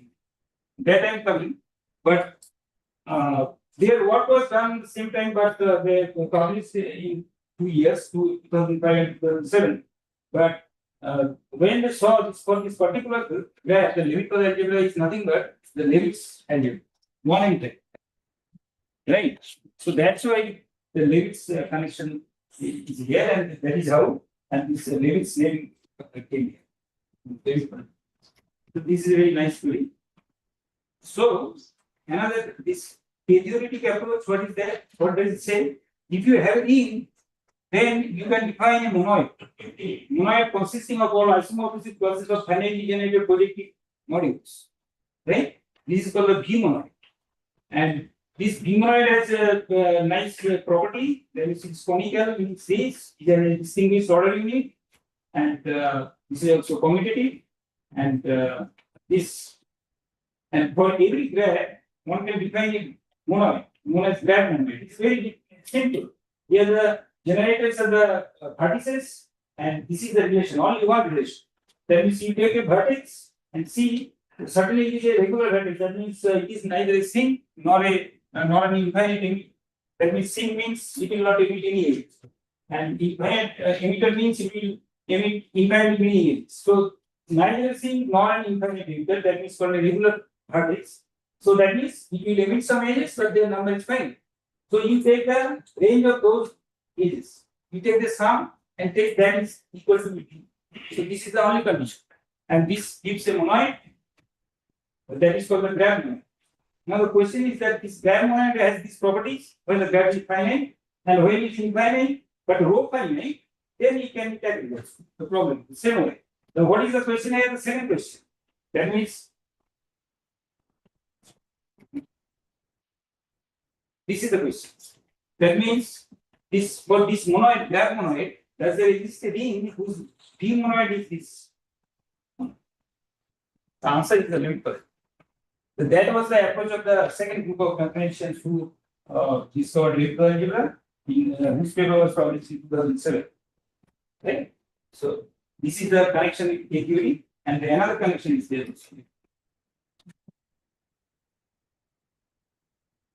Now, if you have monoid, it has a natural body also, and from that monoid, if you take group combination, that is called the Grothendieck group of the ring. That means you start with a ring, then from ring to monoid, G-monoid, and then its group combination. That is called the K0 group or the Grothendieck.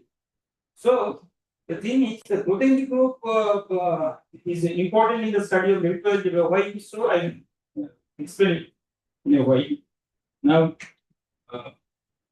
if you take a finite graph, just AE is a graph, finite graph. AE means the adjacency matrix, right? So the Grothendieck group of AE is for its computation. There is a formula just for the time being, because in this short time it is not possible to keep every details. So this is the definition. That means cokernel of IN minus A. Right? If the adjacency matrix has order n, then it will be IN only. Cokernel IN minus adjacency matrix of the graph. That is called the Grothendieck group or K0 group of the graph. Okay. Now, instead of taking D monoid, if one takes the graded D monoid, right? Graded D monoid, then there is the question is that that group combination will be known as the graded Grothendieck group. The thing is, in the previous page, what those two graphs say that each Grothendieck group and each Grothendieck group both are same isomorphic. So that means these two are non-isomorphic graphs. So one question is here. That means if you see that the elliptical algebra of two graphs are isomorphic, does it mean that the graphs are isomorphic? So if you take this example, so this is a graph.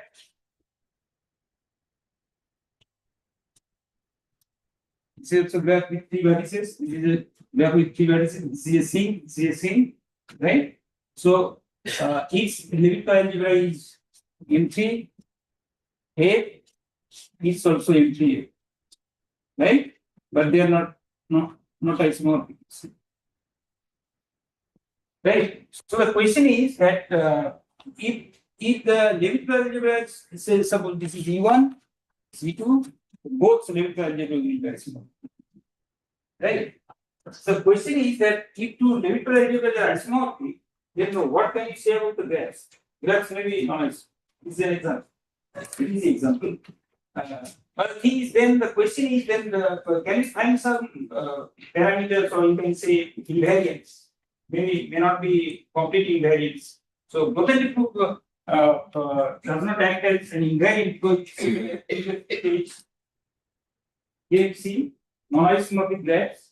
They are the same Grothendieck, and they are the same homomonoids. But what happens if you take the graded Grothendieck group in the next page? Then that can distinguish those two groups, right?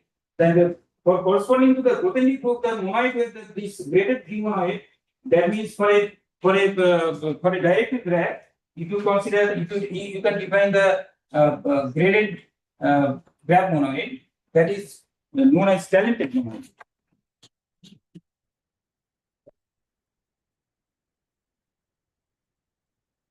And its group composition is known as the graded Grothendieck, right? So it is a better invariant because in this case it can distinguish these two graphs, right?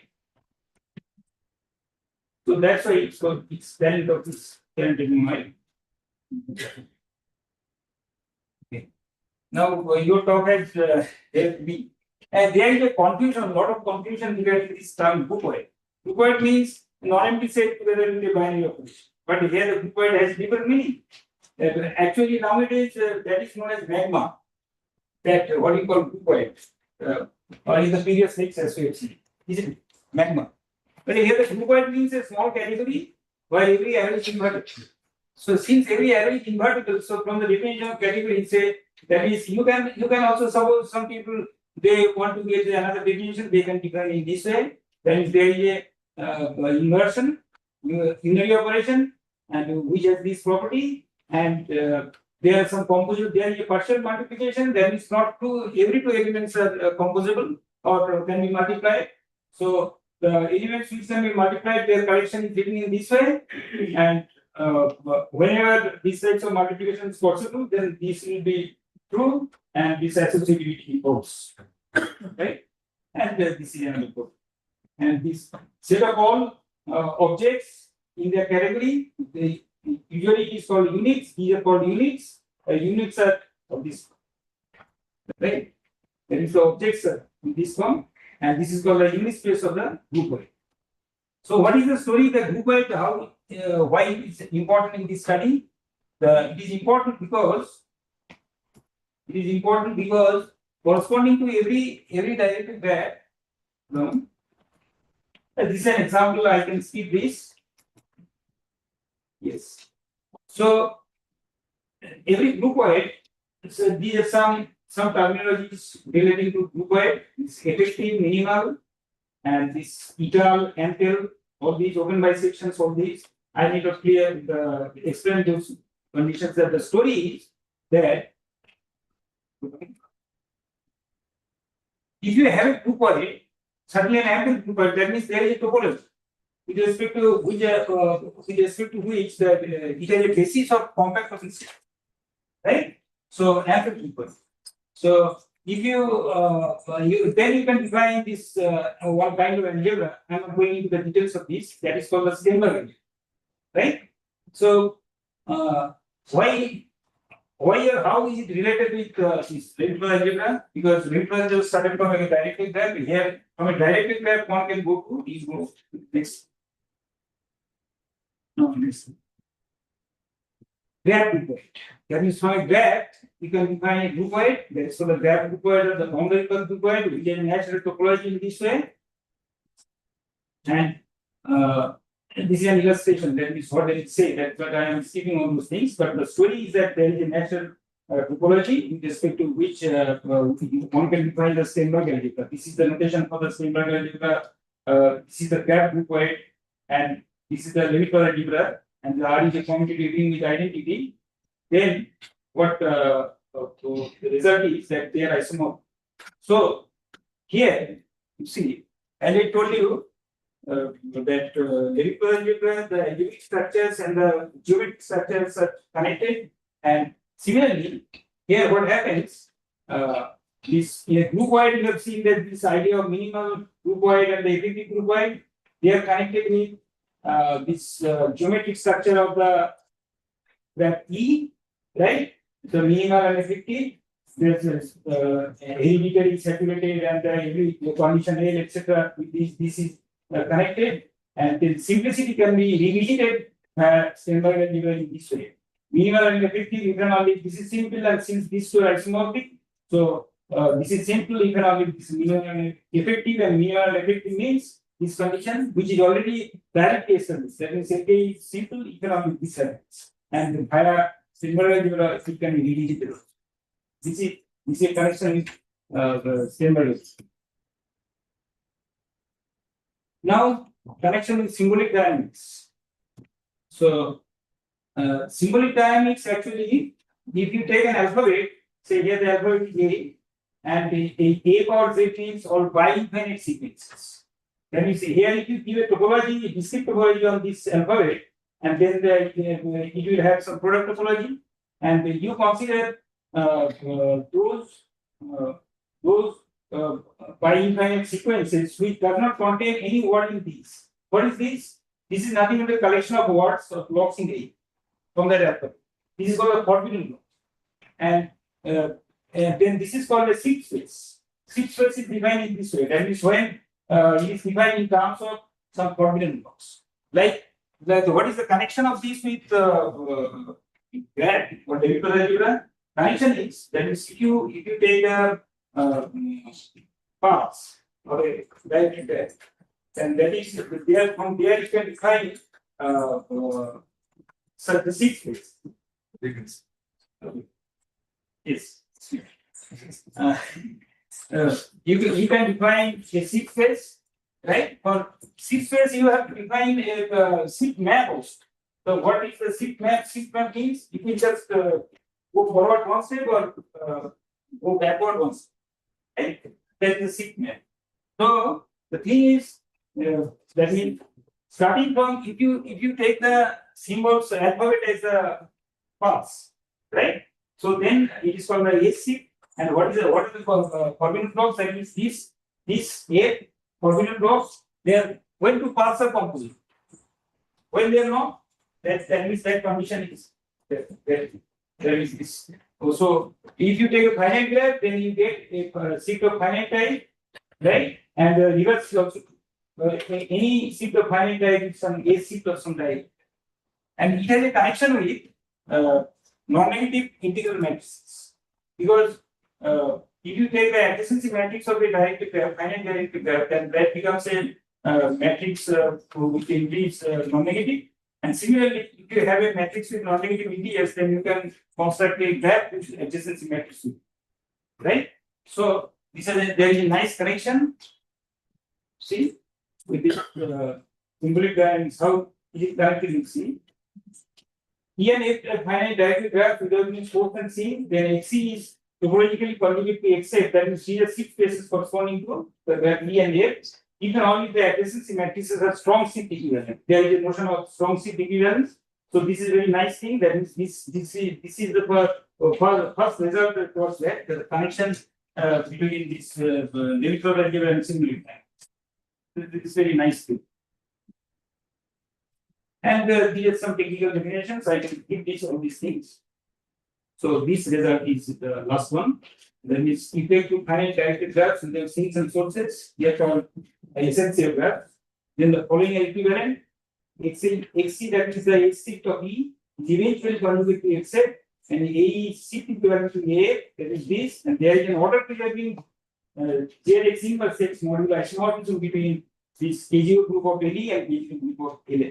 That means there is jet monad isomorphism between the tangent monoids of the graphs.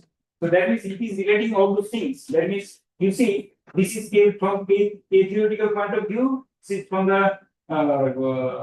the symbolic dynamics point of view. These first two, and this is also a theoretic because tangent monoid and KGO groups they are related. Right. So this is the story, and what we are doing here. Some of our works are given here. Here, recent trend of works in one direction. That is generalizing the scalars from it was initially defined over a field, spherical algebra, then over commutative reunit identity. Then the scalars were generalized to commutative semi-rings with identity, and then again certain type of semi-rings known as keyboard semi-field and phase semi-field, etc., etc. There, the nature of simplicity varies. So, nature of simplicity, the names of the simplicity are given in this way. I'm going into the details, but this is on direction of the work in Neutral algebra in recent time. Some of our publications. Here are some references. And, I think this is the first time I took some.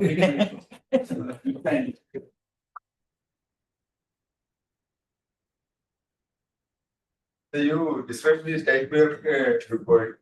How it's coming through a very hard process. Yes. For the graph. Yes. There are a way of Yes. need not be paper, but are there some two-point constructions Yes. directly from graphs? Yes. Directly from graphs, this concept is given. Whereas you ask one question, that means from the graph, we can define also the graph inverse.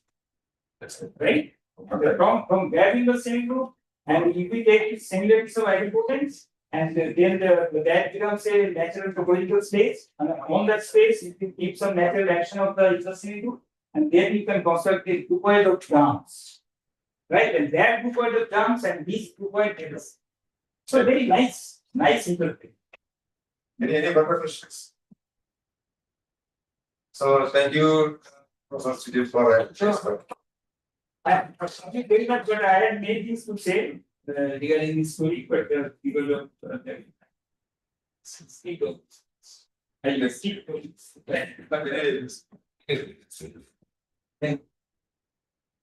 You have a 3 period break, 3-4.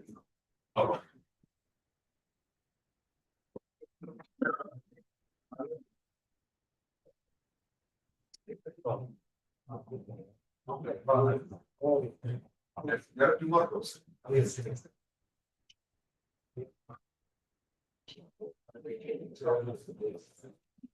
So we have a 15 minutes break now, and we'll resume after a tea break of 15 minutes. Yes.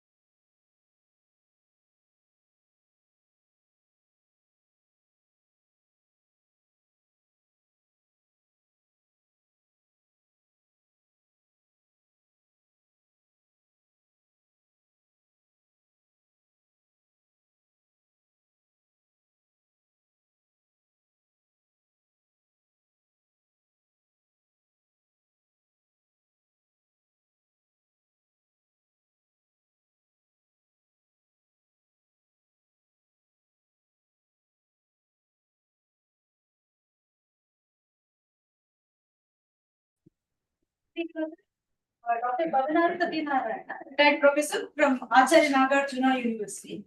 The chair for this session is Dr. GVV Hemasundar sir. Sir, over to you. Have a great pleasure to thank for the session of Professor Bhavna Satyanarayana. Dr. Bhavna Satyanarayana is a former professor in the Department of Mathematics at Acharya Nagarjuna University, Andhra Pradesh. An internationally renowned mathematician, he has made pioneering contributions to algebra, particularly in near-ring theory, ring theory, graph theory, and fuzzy algebra. Over an illustrious academic career spanning than 4 decades. Professor Satyanarayana has authored and edited over 40 books, published extensively in reputed national and international journals, and successfully supervised 6 PhD and 10 MPhil scholars. He has led several UGC-sponsored research projects, collaborated with leading international institutions, delivered invited lectures at prestigious conferences across the world, and served on the editorial boards of numerous mathematical journals. Title of the talk is Finite Spanning Dimension in Modules over Associative Rings. I request now Professor Dr. Satyanarayana, and also I just want to mention that he is instrumental in fact, bringing my association to South Indian mathematics. Otherwise, it's not much work to do. Thank you. Please start. Okay, thanks, Professor Hemasundar. Hemasundar is from Andhra Pradesh, but he is working in Bombay.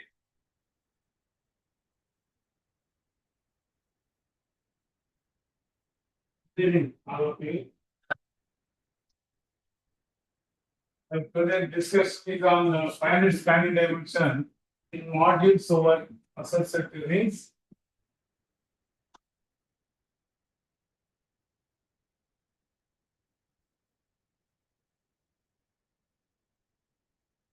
Okay. It is well known that the dimension of a vector space is defined as the number of elements in basis. One can define the basis of a vector space as a maximal set of linearly independent vectors or minimal set of vectors which spans the space. The former, when generalized to modules over rings, becomes a concept Goldie dimension, and a dualization of this concept is the spanning dimension. In this discussion, we go up to finite spanning dimension of modules over associative rings. This discussion is divided into 4 sections: elementary concepts, finite Goldie dimension, finite spanning dimension, and modules with finite spanning dimension and some different properties. These elementary concepts we know, but just to recollect, a vector space is abelian group V over a field F satisfying those 4 properties. And then the elements of field are called scalars and the elements of V are called vectors. These are some examples. K is a field, then K is subfield of F, then K is vector space over F. And then another example, take a field F and take set of multiples, then it's super suffix n, F super suffix n, we denote that set. This set is a vector space over the field F. Take a field F and set of all polynomials of degree less than or equal to n, then this is also a vector space over a field. So many natural examples we can find for a vector space. Next.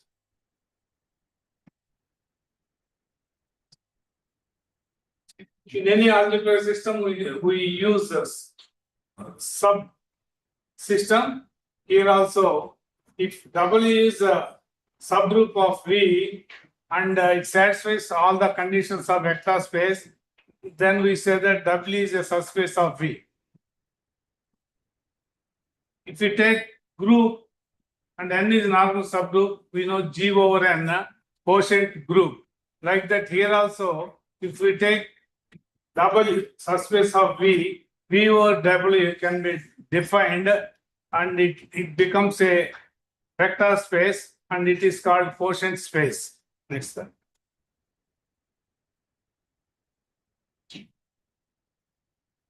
Here, linearly independent elements is a good concept in vector spaces. If we take vectors V1, V2, Vn and alpha 1 V1 plus alpha 2 V2 and so on, this is finite sum. We take this is called linear combination and set of all linear combinations is called linear span. We denote it by LS. And this LS linear span satisfies these properties. If there is a finite set S and linear span of S equal to the vector space V, then we say that V is of finite dimensional. Okay. If we take any linear combination of V1, V2, Vn, if it is 0, then the quotients A1, A2, An, those are scalars, are equal to 0. In that case, we say that the elements V1, V2, Vn are linearly independent, and otherwise we say that it is linearly independent.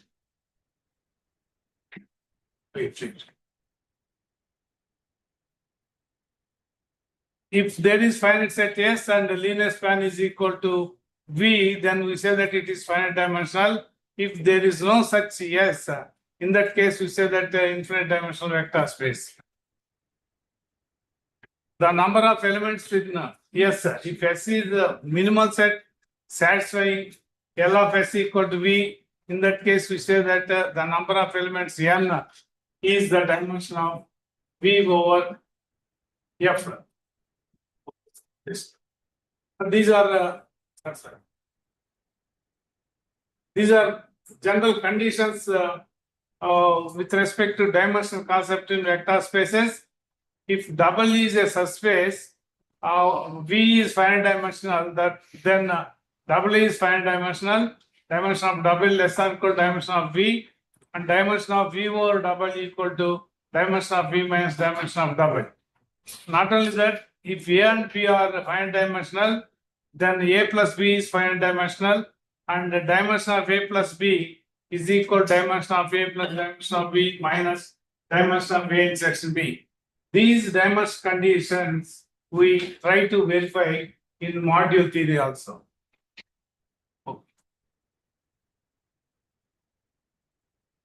Here, module, it is also abelian group, but in vector space we use field, but here R is associative ring. There vector space is over field and this module is over a ring. There are several examples, natural examples. Every ring R itself a module over itself, and every group is module over Z, every abelian group, every vector space over a field F is a module over F, and then next. Okay. Let us take G plus abelian group, set of all group homomorphisms. Then this G is a module over ring R.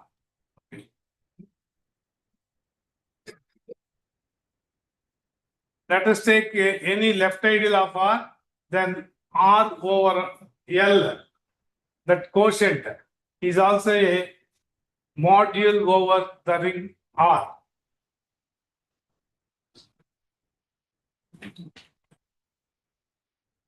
Just like subspace of a vector space, here also if we take a subgroup, already M is abelian. So if we take subgroup A, then it is also abelian.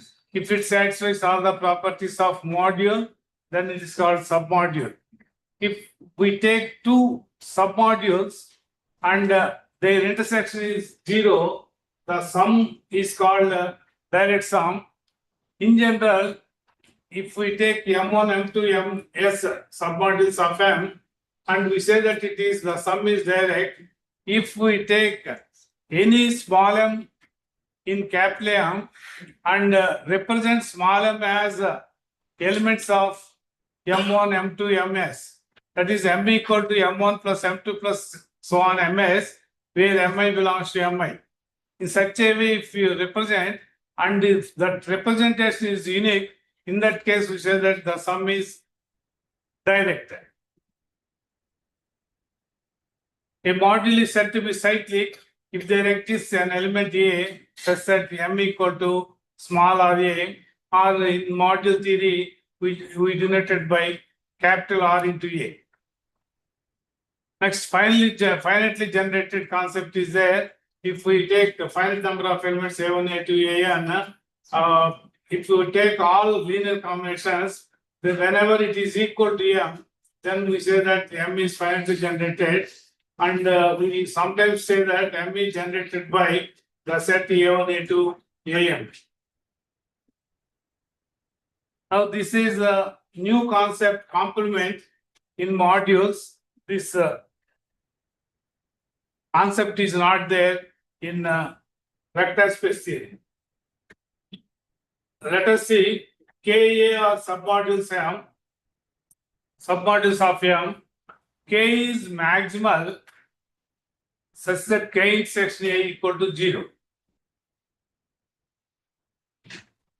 In that case, we say that K is complement of A, or individually that K is called complement submodule. Okay.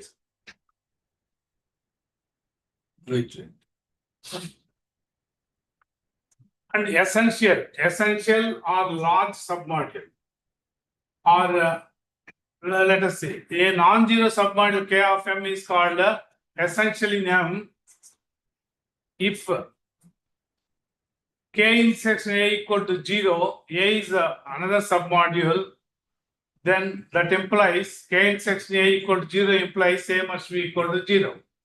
In that case, K is called large or essential in M, or M is called essential extension of K. These two concepts are important in defining this finite goal dimension module theory.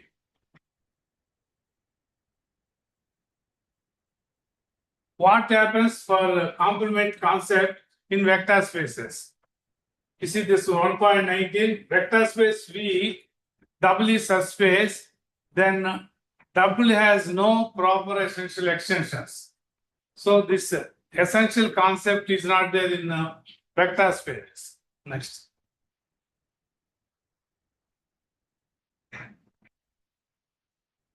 Next. Okay. In vector spaces, double is essential in double dash, means double equal to double dash only. And every subspace is a complement. But in case of module theory, this do not hold. Okay. Let us start finite Goldie dimension. M module is said to have finite Goldie dimension FGD chart if M does not contain a direct sum of infinite number of non-zero submodules. The equivalent condition is take submodules H0, H1, so on, increasing sequence. There exists an integer I such that Hk is essential in Hk plus 1 and so on. There is a stage I. After that, every Hk is essential in Hk plus 1. This is equivalent condition for finite Gold dimension. And one more important concept is uniform submodule. A non-zero submodule K of M is said to be an uniform submodule. Every non-zero submodule of K is essential in K. With these three concepts. We go to define a finite Goldie dimension. So in vector spaces, V equal to V1. This is a direct sum.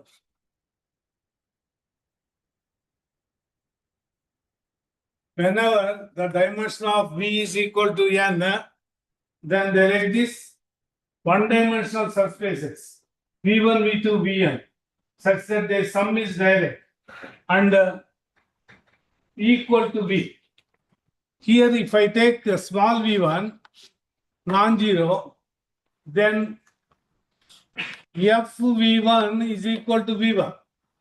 So, if any non-zero element generates a subspace, it is of dimension 1. Because V has dimension 1, each one has dimension 1. So, this plus f here non-zero element v2, you take any non-zero element f vn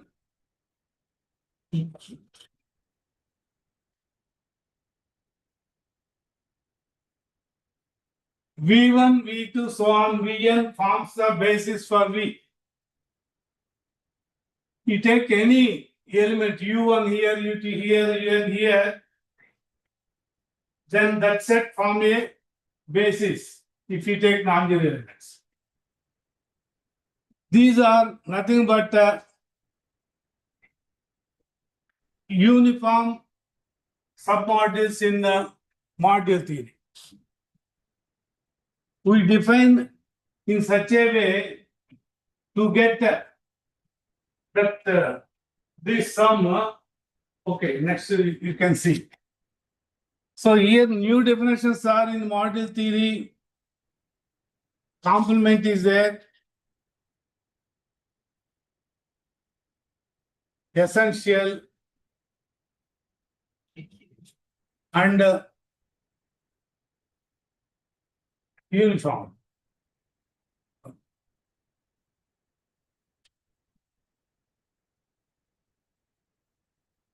Okay. This theorem Goldie proved in 1957. If M is a module with finite Goldie dimension, then there exists uniform submodules U1, U2, Un, whose sum is direct and essentially in M need not be equal to M. But here in vector space theory, the sum is equal to V. But here it need not be equal to this M, but essential, that means large submodule of M. And U1, U2, Un are uniform. Here, one-dimensional vector spaces, but it became here uniform submodule. This number n independent of choice of U1, U2, Un. That means if I get uniform submodules A1, A2, M, such that the sum is direct and essential, in that case, what you get n equal to M. So that n is unique with respect to this M. Therefore, we can define that number as a dimension of M, and we say that because Goldie introduced this dimension concept, we say that it is Goldie dimension. Now, if you take any subspace, it is dimension 1 and double is uniform. These two are equivalent conditions. That means here all these are uniform and of dimension 1. Okay.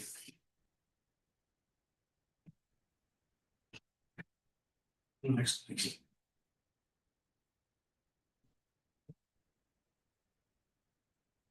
Okay.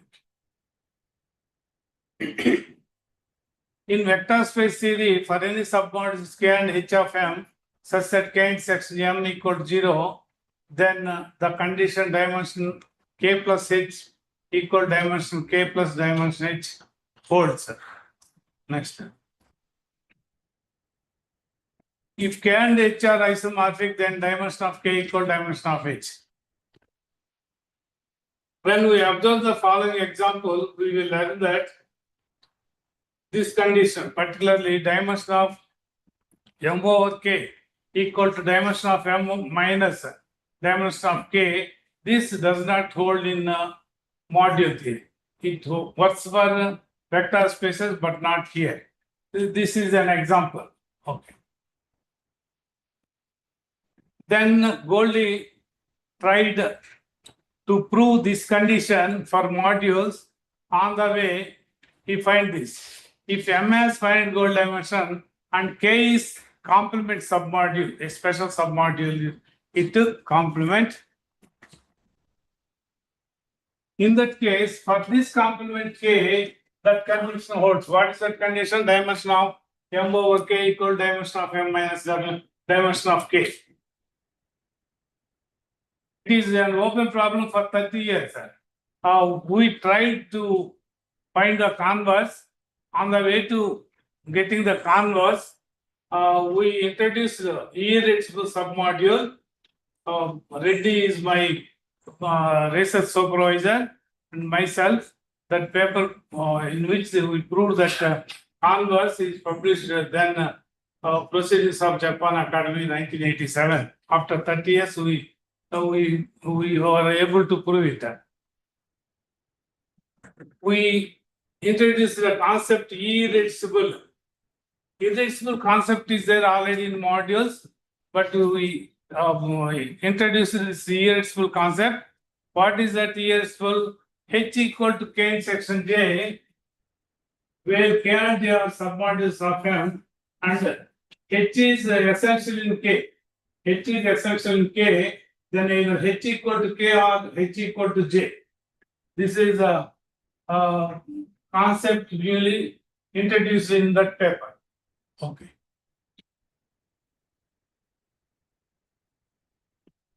Okay. When we compare, every complement submodule is irreducible, but the converse is not true. Here is an example. And we proved this theorem. So, there are several conditions we got. Little. Wait. Here you can observe that this is a condition dimension of M over K equal dimension of minus dimension K. These two are equivalent. This implies K is complement. We got this theorem that means that Goldie, for that Goldie theorem, we got the converse. Okay. Next please. Okay.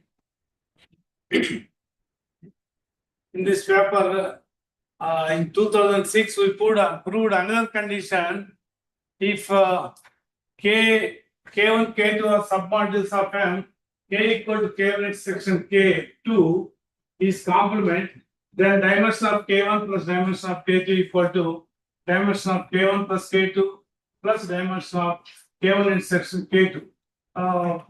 We got it only the K in the case K equal to K1 in section K2 is a complement. Right. This is another concept introduced by ourselves. E-direct systems. A family MI of submodules of M is said to be E-direct if for any finite number of elements I1, I2, Ik of I indexed. There is an element I0 belongs to I such that Mi0 contains Mi1 plus so on Mik, and Mi0 is a non-essential submodule of M. We produced a result here in this paper in 1988. The statement is this is okay. This is an equivalent condition for finite goal dimension. In the beginning, I expressed two equivalent conditions: finite goal dimension and another condition. This is the third condition. Every reader system of non-zero submodules of M is bounded above by a non-essential submodule of M. So now at present we have two equivalent conditions for a module to have finite Goldie dimension. Next. Let us go to finite spanning dimension. This is dual concept of Goldie dimension. Here in finite, this is finite.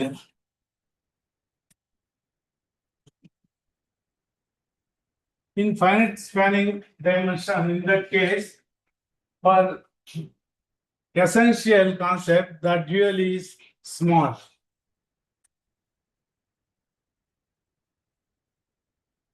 A submodule A of M is said to be small submodule if it satisfies the following condition.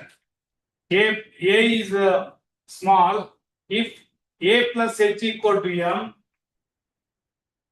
and H is submodule, then H must be equal to M. Some examples, M is not small, 0 is small, and if we take M local module, then X is small submodule of M.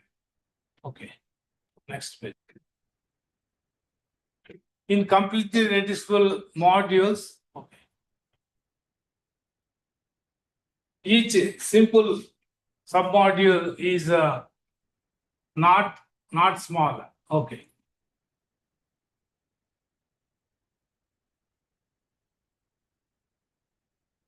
Now, this is definition for finite spanning dimension.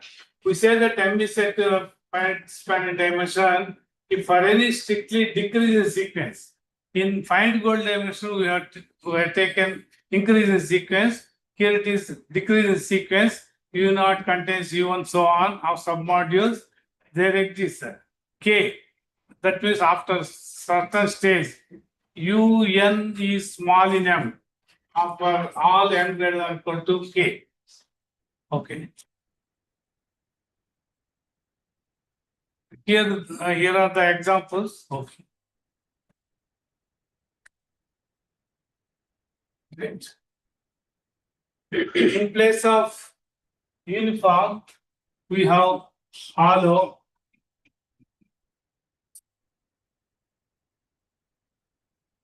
As its dual. M is said to be hollow if every submodule of M is small in M. Next, in place of complement, we have supplement. Let U be a submodule of M. A submodule X of M is said to be supplement of U in M. U plus X equal to M. And U plus Y not equal to M for any proper submodule Y of X. X cannot be decreased here. If we take smaller than X and U, then this is not equal to M.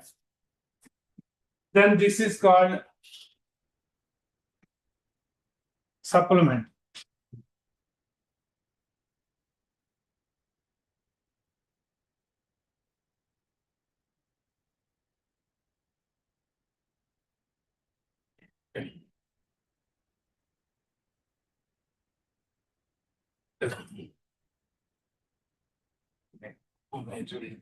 That's why I.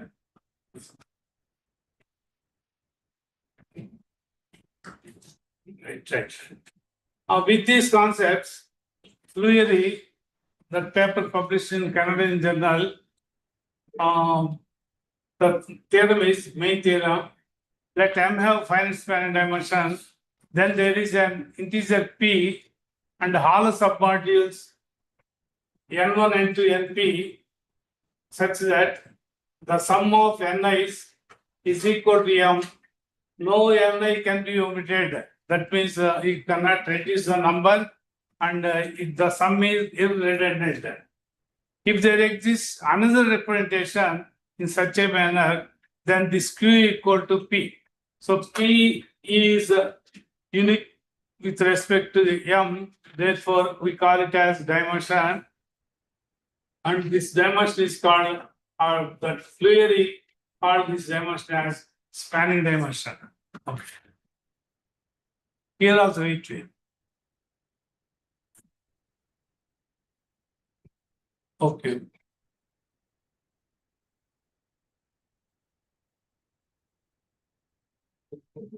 To prove it. Here, a Flueri tried to prove this condition, spanning dimension of M over K equal to spanning dimension of M minus spanning dimension of K. Boldly proved this condition for complement submodule, but here Flueri used the supplement submodule. For supplement submodules, he proved this condition. If K is a supplement submodule, then spanning dimension of M over K equal to spanning dimension of M minus spanning dimension of K. Here also, we tried to prove the converse. Okay, please. Wait. We proved the converse.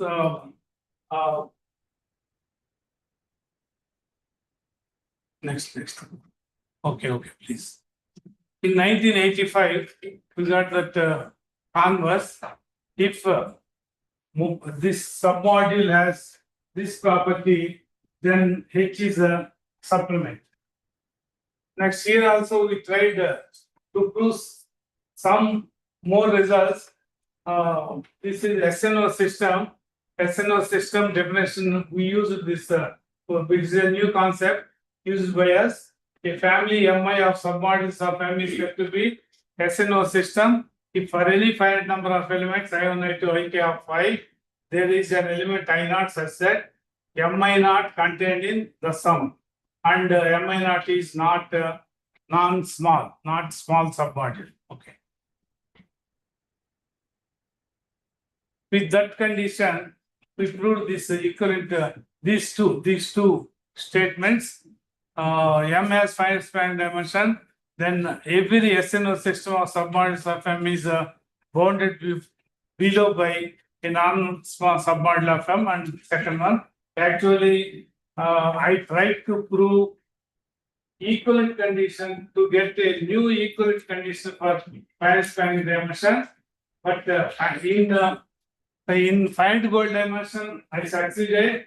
I got the equivalent condition, but here I got partially. So somewhere the definitions has to be changed. That is left to the youngsters. Now you can and researchers can think and they can modify. They have to modify that hollow module. If we modify, then we get some results which we need. Okay, next. Here, when I won't get the other properties, some dimension conditions, I made extra conditions with some examples. Whenever I got M is said to have property P if for any submodules K1, K2 and X of M such that K1 plus X is not equal to M, K2 plus X is equal to M. This means K2 plus X equal to M, K1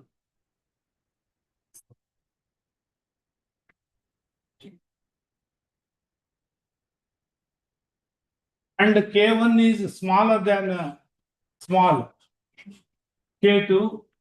In that case, in some examples I got there is supplement between these two. Supplement and the sum of the supplement plus X equal to M. That condition I made and I proved some results. Next. Those results published in the Proceedings of International Conference on Number Theory, that 100th day celebrations of Annamala University, the Ramanujan celebrations in Annamala University held in that proceedings. These results are nothing. Several conditions were proved Okay. S supplement also another concept. With that concept also I got some other dimensional conditions.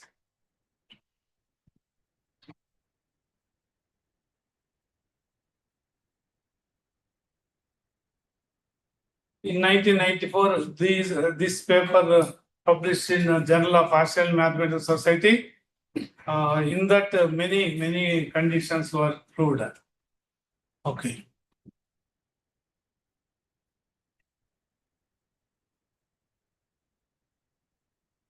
Okay, because time limit, I conclude here.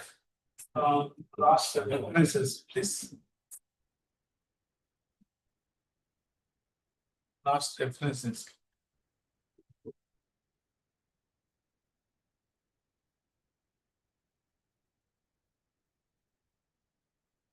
In between, we proved a theorem already proved by this mathematician, but we got a different proof. Next. Okay, next. Next. Wait. This is a book, Nearings, Fuzzy Edges and Graph Theory, published by Taylor and Francis. One more book also there, published by CRC Press or Taylor and Francis. If fully type my name in Google search, you can get nearly 10 books in the market. Okay. This is another Satyarayana, Sam Prasad and Nagaraju. In this also, there is one important result proved related to Goldie dimension. Okay, thanks to all. Thank you very much, Professor Sachin, and your expert work, and thanks for papers and all. Thank you very much. Any questions or quick questions of one or two? How do you compare these two dimensions? Goldie dimension and planning dimension? No, we cannot compare, sir, because one is dual God. No, here we use small concept, this is large. Both are different.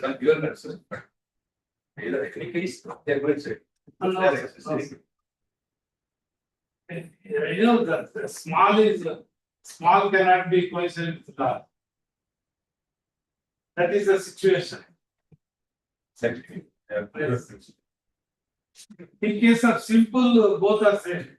Complete reducible module we take. Every completely reducible submodule is a sum of simple submodule. In that case, that simple submodule is uniform and it same representation we get. M equal to U1 same representations we get. Any quick question from students or research scholars? Sir. Yes. Please. So much. Yeah. So actually, in the concept of complement of the submodule, whether that complement of submodule is equals to the submodule, whether that identity will hold. No, just I said.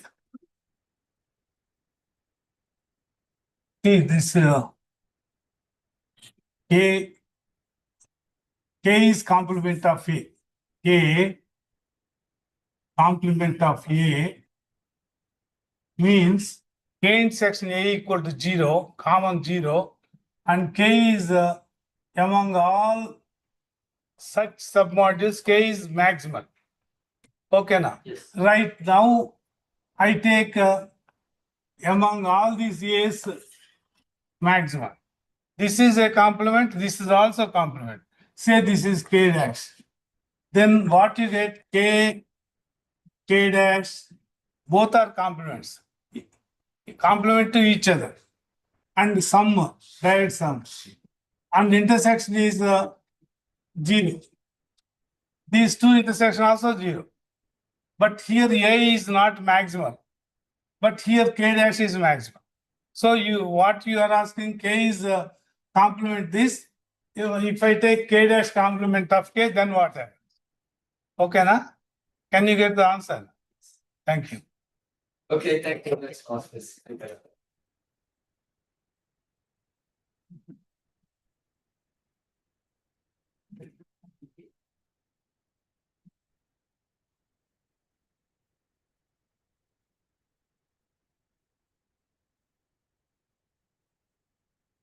Let's thank our speaker again, and let us thank our moderator, Dr. Nikhil. Thanks.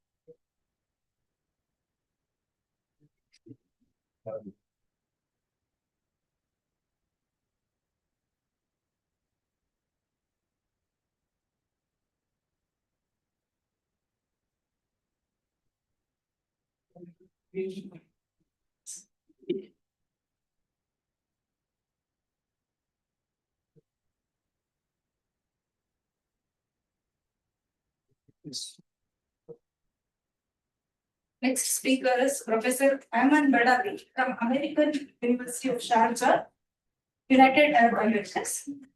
May I request Dr. Bhavana Satyarayana to take over.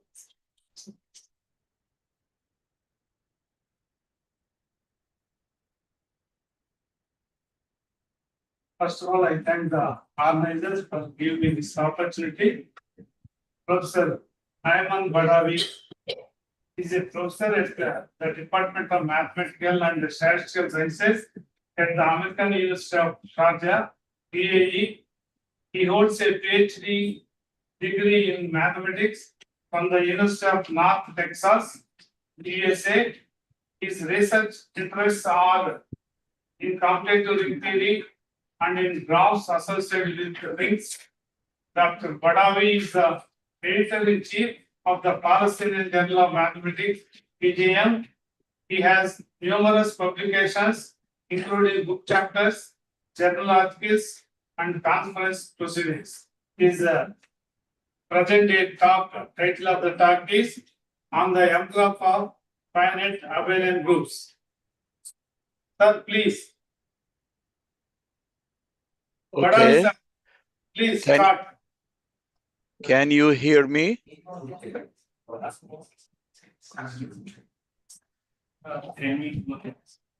Can you hear me?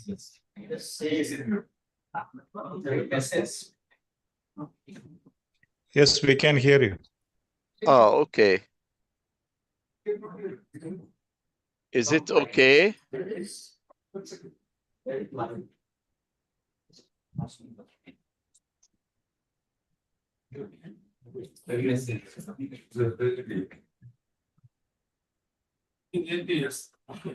So we are not able to hear you. Oh, you cannot see my talk? So we are hearing. Okay, I'll just check.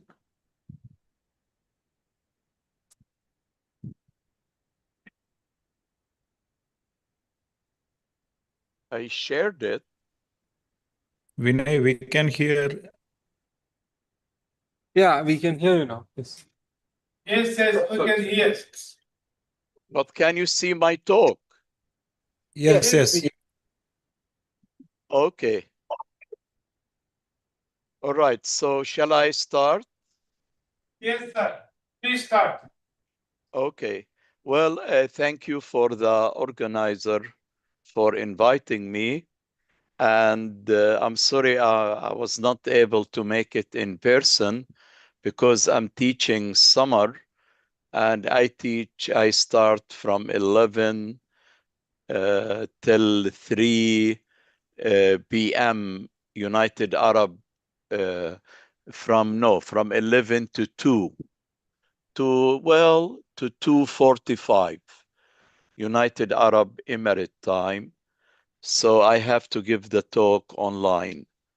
But I really am very thankful for the organizer, and I know many of you, the names look familiar. Anyway, I will be talking on the M graph of a finite abelian group. Okay, let me start by an introduction.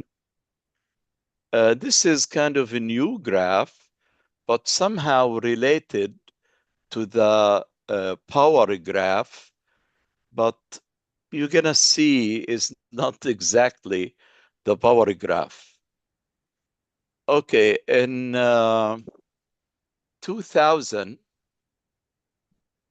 these two authors, Kilarev and Quinn, they introduced directed power graph.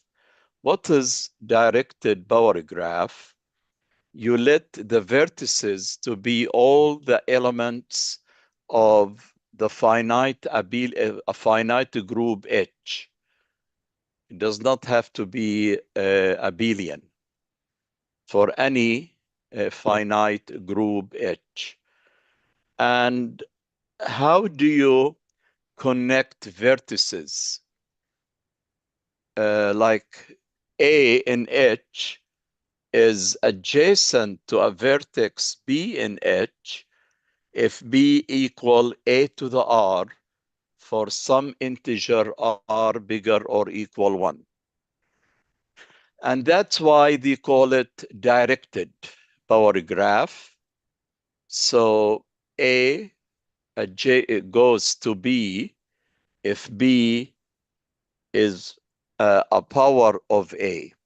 First thing you observe that if B equal A to the R, that does not mean A has to be B to some power. The other thing,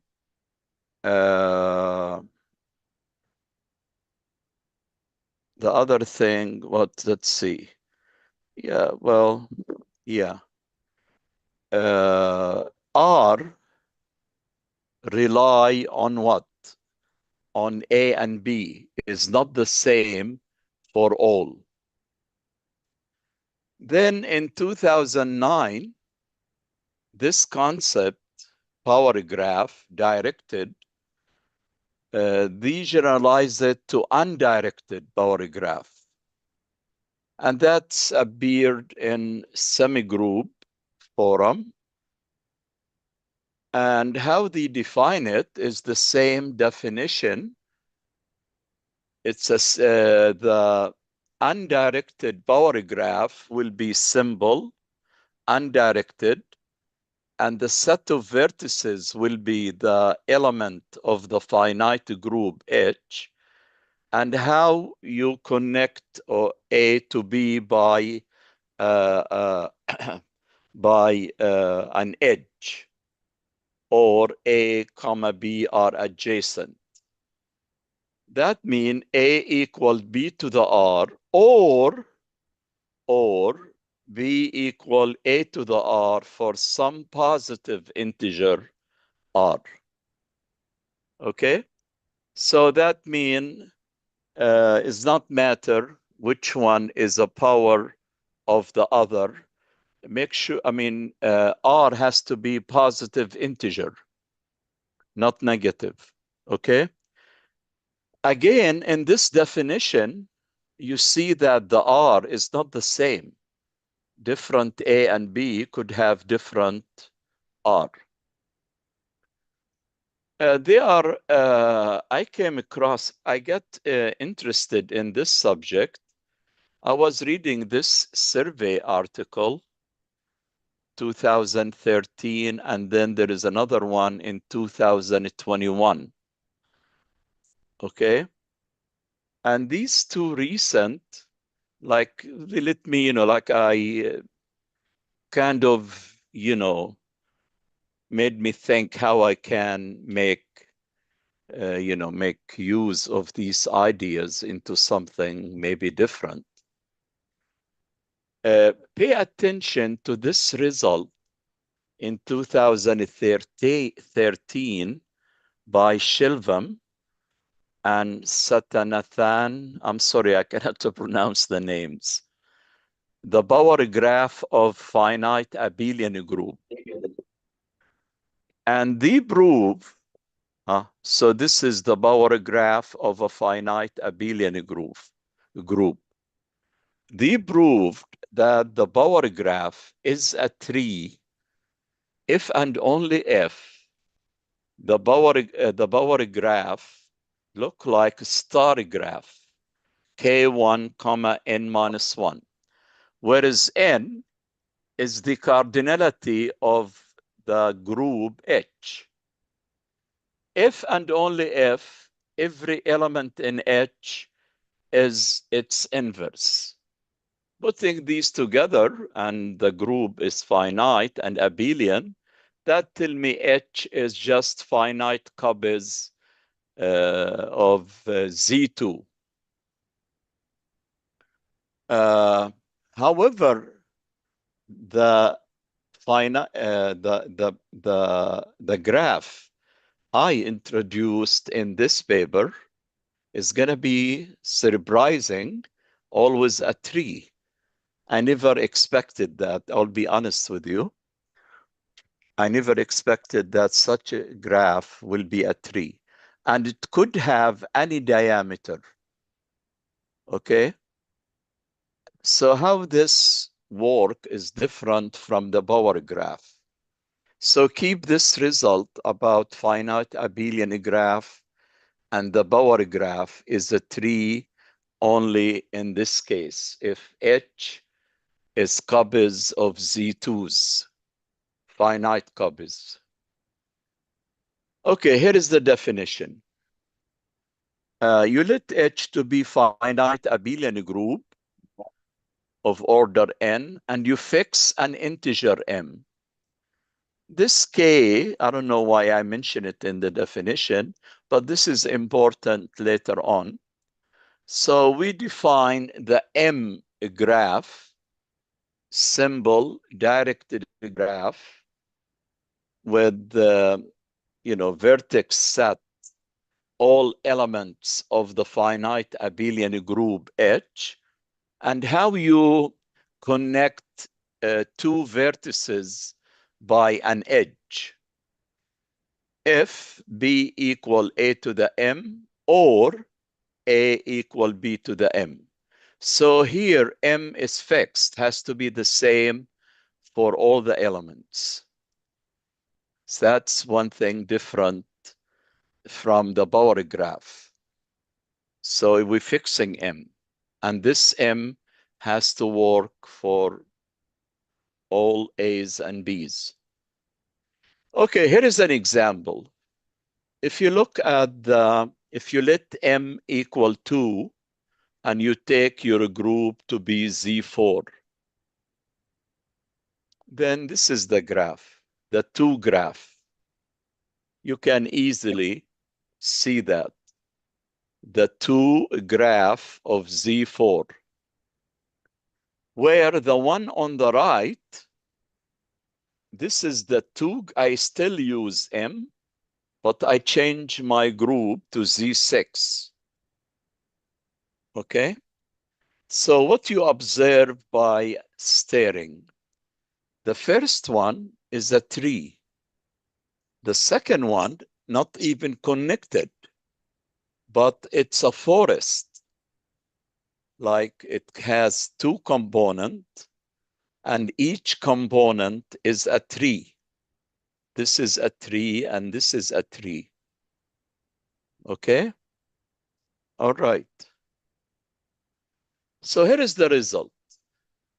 This is like the first crucial result. If you have a finite abelian group of order n and you fix an integer m, and you take k to be the GCD between M and N. The following are equivalent. The M graph is connected. If you tell me the M graph is connected, then this K, which is the GCD, divide N. Wow, big deal. Of course it's going to divide N. But the second part of the condition, if P is a prime factor of N, then the prime must be also factor of K. And since K is the GCD, that means the prime factor must be a factor of M. Okay? So that means the M graph is connected if and only if every prime factor of N is a prime factor of K. Okay, so this paper, I think it's 17 pages. I studied the case when the graph is connected. So under this condition, using the previous result, every prime factor of N will be a prime factor of K. And the first one, I calculated the degrees of the vertices in the M graph. The degree of 0 is K minus 1. Okay, where this is K, the GCD. All right. And if A is not 0 and K is not a factor of A, then the degree of A is 1. If A not equals 0 and K is a factor of A, then the degree of A is K plus 1. Okay? All right. So this gives me the degrees of the vertices. What can you get from this? What I get from this is surprising. Like here, let's look at this graph.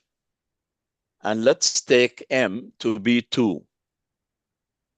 And by the way, I forgot to tell you, I went back to this. This is not true for any group H.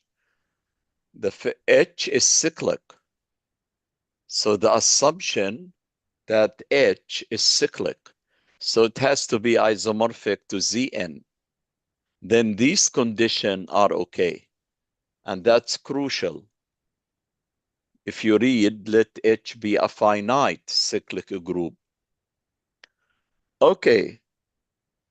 Out of here is, it's very crucial that H is cyclic. This result is not true if H is not cyclic. Here is the example. Take Z2 cross Z4. It's not cyclic. If you look at the 2 graph of H, it is connected. But if you look and you look at K, K is 2 here. K will be 2, and which is equal to M. The degree of 0 is 3, which is not K minus 1. Right? And this one here, degree of 0, 2 is 4, which is not 3, as in the previous result. Anyway, so cyclic is very crucial. Without cyclic, the result is not true. Okay. Here, in this result, I was able to calculate how many of degree 1, how many of degree k plus 1, and so on. Of course, we have only one vertex of degree k minus 1, which is 0. If k is not a factor of a, so let's see. Here, 5, look at 5. There are exactly n minus q distinct element of degree 1. What is the q? Remember, k is the GCD between m and n. That means n can be written as multiple of k. So n equal qk. So q, you think of a q as n over k. So it will be n minus n over k distinct element of degree 1. And that many of degree k plus 1 is going to be n over k minus 1 distinct element of degree k plus 1. So this is give you the degrees. Okay, here is the surprising result. And as I told you, maybe, I don't know, everything is relative. Maybe for you it's not surprise, but I never expected this coming result. If H a finite cyclic group, and if this is connected, then the M graph is always a tree. And how you prove that? Well, proof of that, just calculation, because I already know how many vertices of degree 1, how many vertices of degree k plus 1, and we have a famous result, a connected graph of order n is a tree if and only if the number of the edges is n minus 1. And that the result I use to prove that such a graph is a tree. And we know the sum of the degrees over 2, that will give you the number of edges. So very much I outlined the proof of this result. That's the proof. I know the degrees of each vertex, and I know how many of them for each degree. And then I used these two results. Okay. And the other one, this theorem down here, it tells me I don't really need to consider m bigger than n. It will not make any difference. Why? Because the m graph is isomorphic to the k graph. Remember, k is the GCD between m and n. And if the graph is connected, then every prime factor of n has to be a prime factor of k. So in a way, you can find all possible values of k, and that will give you, in a way, all different k graph. You don't need to consider m bigger than n by this theorem. The m graph is always graph isomorphic to the k graph. Okay, after you do that, a tree has no cycle, so has no girth. So what you do? Well, I decided to calculate the diameter of each graph, which is a tree.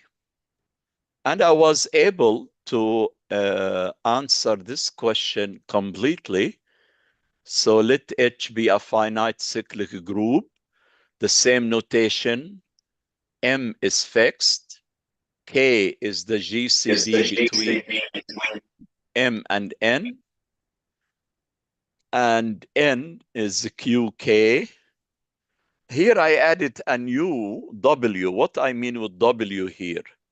Let W be the least positive integer where K to the W equals 0 in Zn. Right? So the other way of saying that in number theory, W is the least positive integer where N is a factor of K to the W. Okay. Then the diameter of such a graph has to be either this or this or this.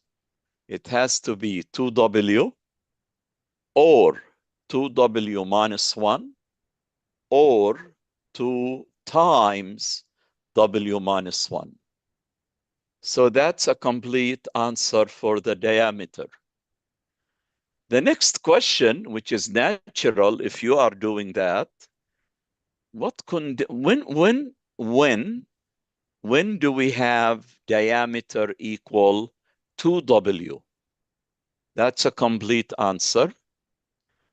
Number 2, the diameter is 2W if and only if N is an odd integer. If N is odd, this is the diameter 2W, or N is even such that 2 times K to the W minus 1 is not 0 in Zn. Okay, and number 3, you're going to ask me when the diameter will be 2W minus 1. If and only if N is even, 2 to the KW minus 1 equals 0, and K not equal to the GCD between N and M. And you're going to tell me when it's going to be 2 times W minus 1. This is if and only if N is even, K equal 2. Well, if K equal 2, and every prime factor of N has to be a prime factor of K, then you conclude that your group, the finite abelian group, has to be a power of 2. Okay, so this is a complete answer for the diameter of the graph, of the M graph under the condition that the M graph is connected. Here is a result. It tell me the last one. Here is example of what I was doing, but here is the result. Choose any integer D. Then there exists an integer M and a cyclic group H of order N such that the M graph is connected and has diameter D. Okay, so the diameter is huge. I mean, you can make it as huge as you want. All right, no restriction on the D. Okay, after that, I will not, because become repeating. What you do after you do these things? Well, the natural thing, you consider H to be cyclic. What about if H is abelian, finite, but not cyclic? Well, we know H can be written as direct sum or product of finite cyclic group, right? So I did that. So I consider the second section, consider F to be just a finite abelian group without cyclic. And I come up with the same result, except for what? For the degrees of the vertices. I was able to calculate the degrees of the vertices, but in a different way. And it turns out, even if your group is finite abelian, the graph is still a tree. It will not change as long as you consider the condition that every prime factor of n is a prime factor of k. These are examples here to make up for, I think I kept you long enough, but I gave you a general idea of what is this talk about. The second part is only with more, I'm not saying is only but there are some thought. I mean, it's not a trivial calculation, how to do, I call it thoughtful calculation, how you go from cyclic to finite abelian, not cyclic. Okay? As you see from the notation, it's I have to explain all these notation, but the answer is we have an answer. Okay, let me stop here and tell you two things I am interested in if somebody want to continue with this study. If nobody, maybe, I'm doing other things now. Maybe at one time I will go back and look at this problem again. Because I told you when you fix an integer m, like the first example I gave you, sometimes we have a tree and sometimes we have a forest. The first question, in general, is it always true either you get a forest or a tree? I worked an example. The answer is no. Sometime I will not get a forest in some cases. And that make even the problem more interesting. Then you're going to ask yourself, can you give me conditions on when do we get a forest? Since it is not always the case, either a tree or a forest. Okay, I forgot to mention one thing. Maybe you will be interested in these two theorems. So, and then I stop. Here is the question.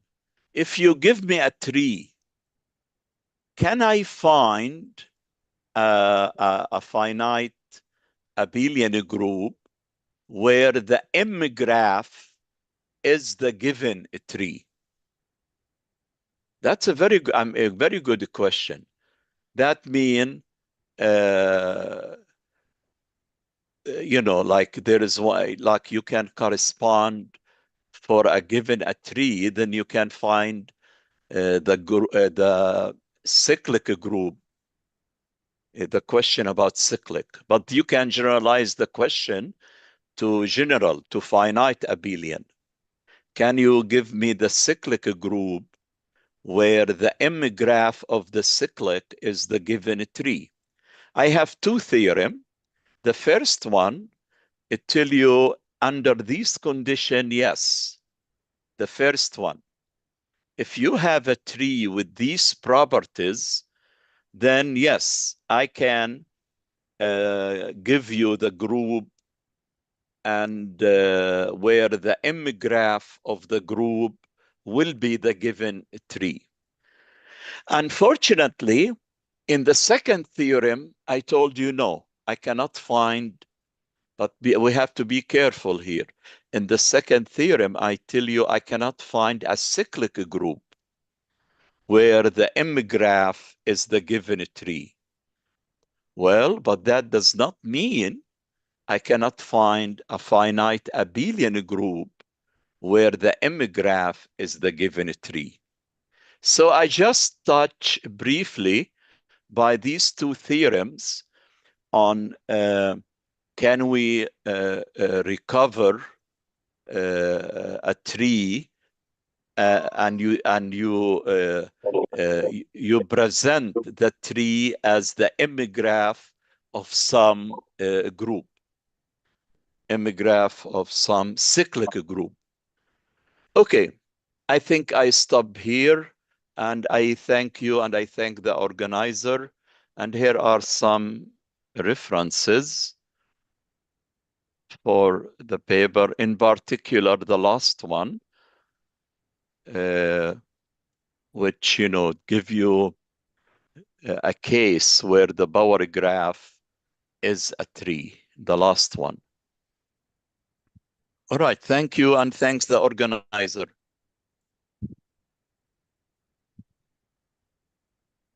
I'm done.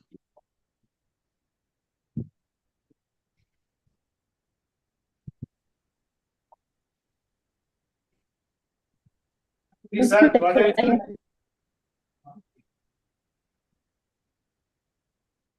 Yes? Any suggestions or questions from audience?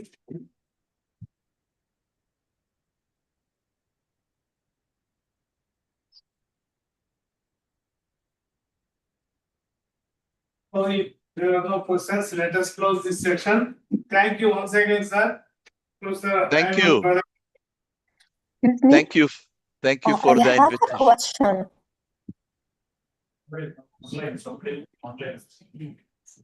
Hello, Ayman. How are you? Hi, who? I'm Madeleine. Thanks a hi. lot. Oh, hi, Madeleine.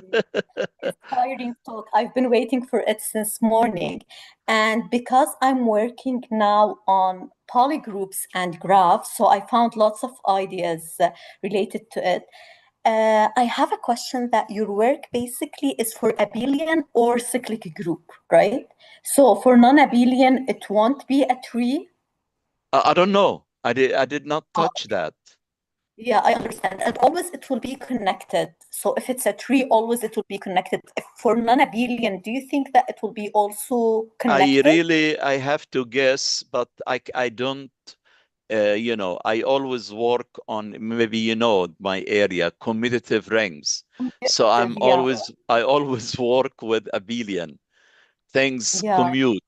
I don't know, but this is also another direction you can go if you are interested. Like you fix an M and you take a finite.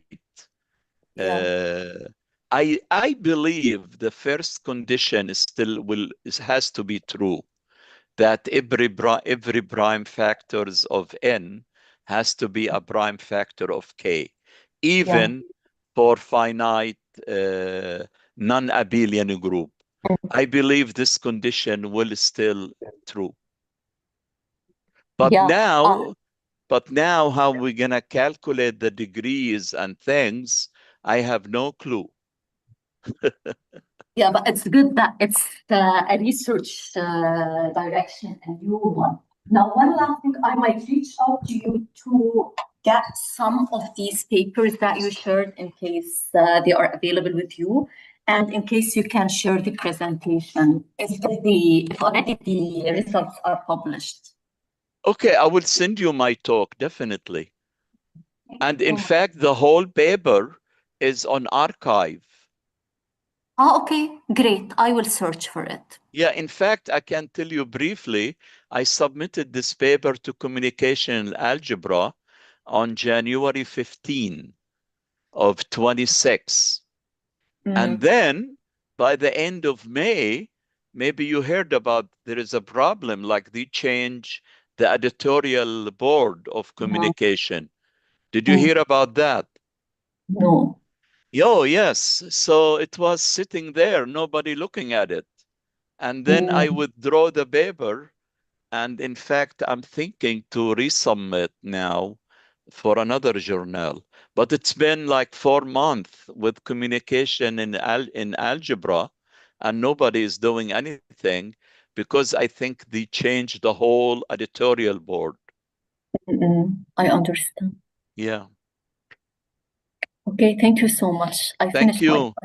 Thank you, Madeline.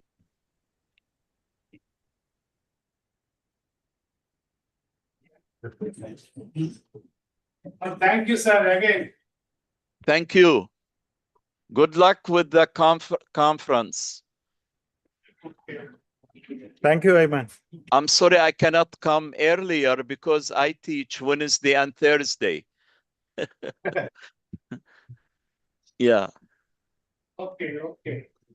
Okay, bye-bye. Bye-bye. Bye. Bye. Let us not thank Dr. Bhavna for chairing this session. We now formally conclude today's series of sessions. Tomorrow we'll be back at 9 a.m. for the contributory sessions. Thank you for your attention.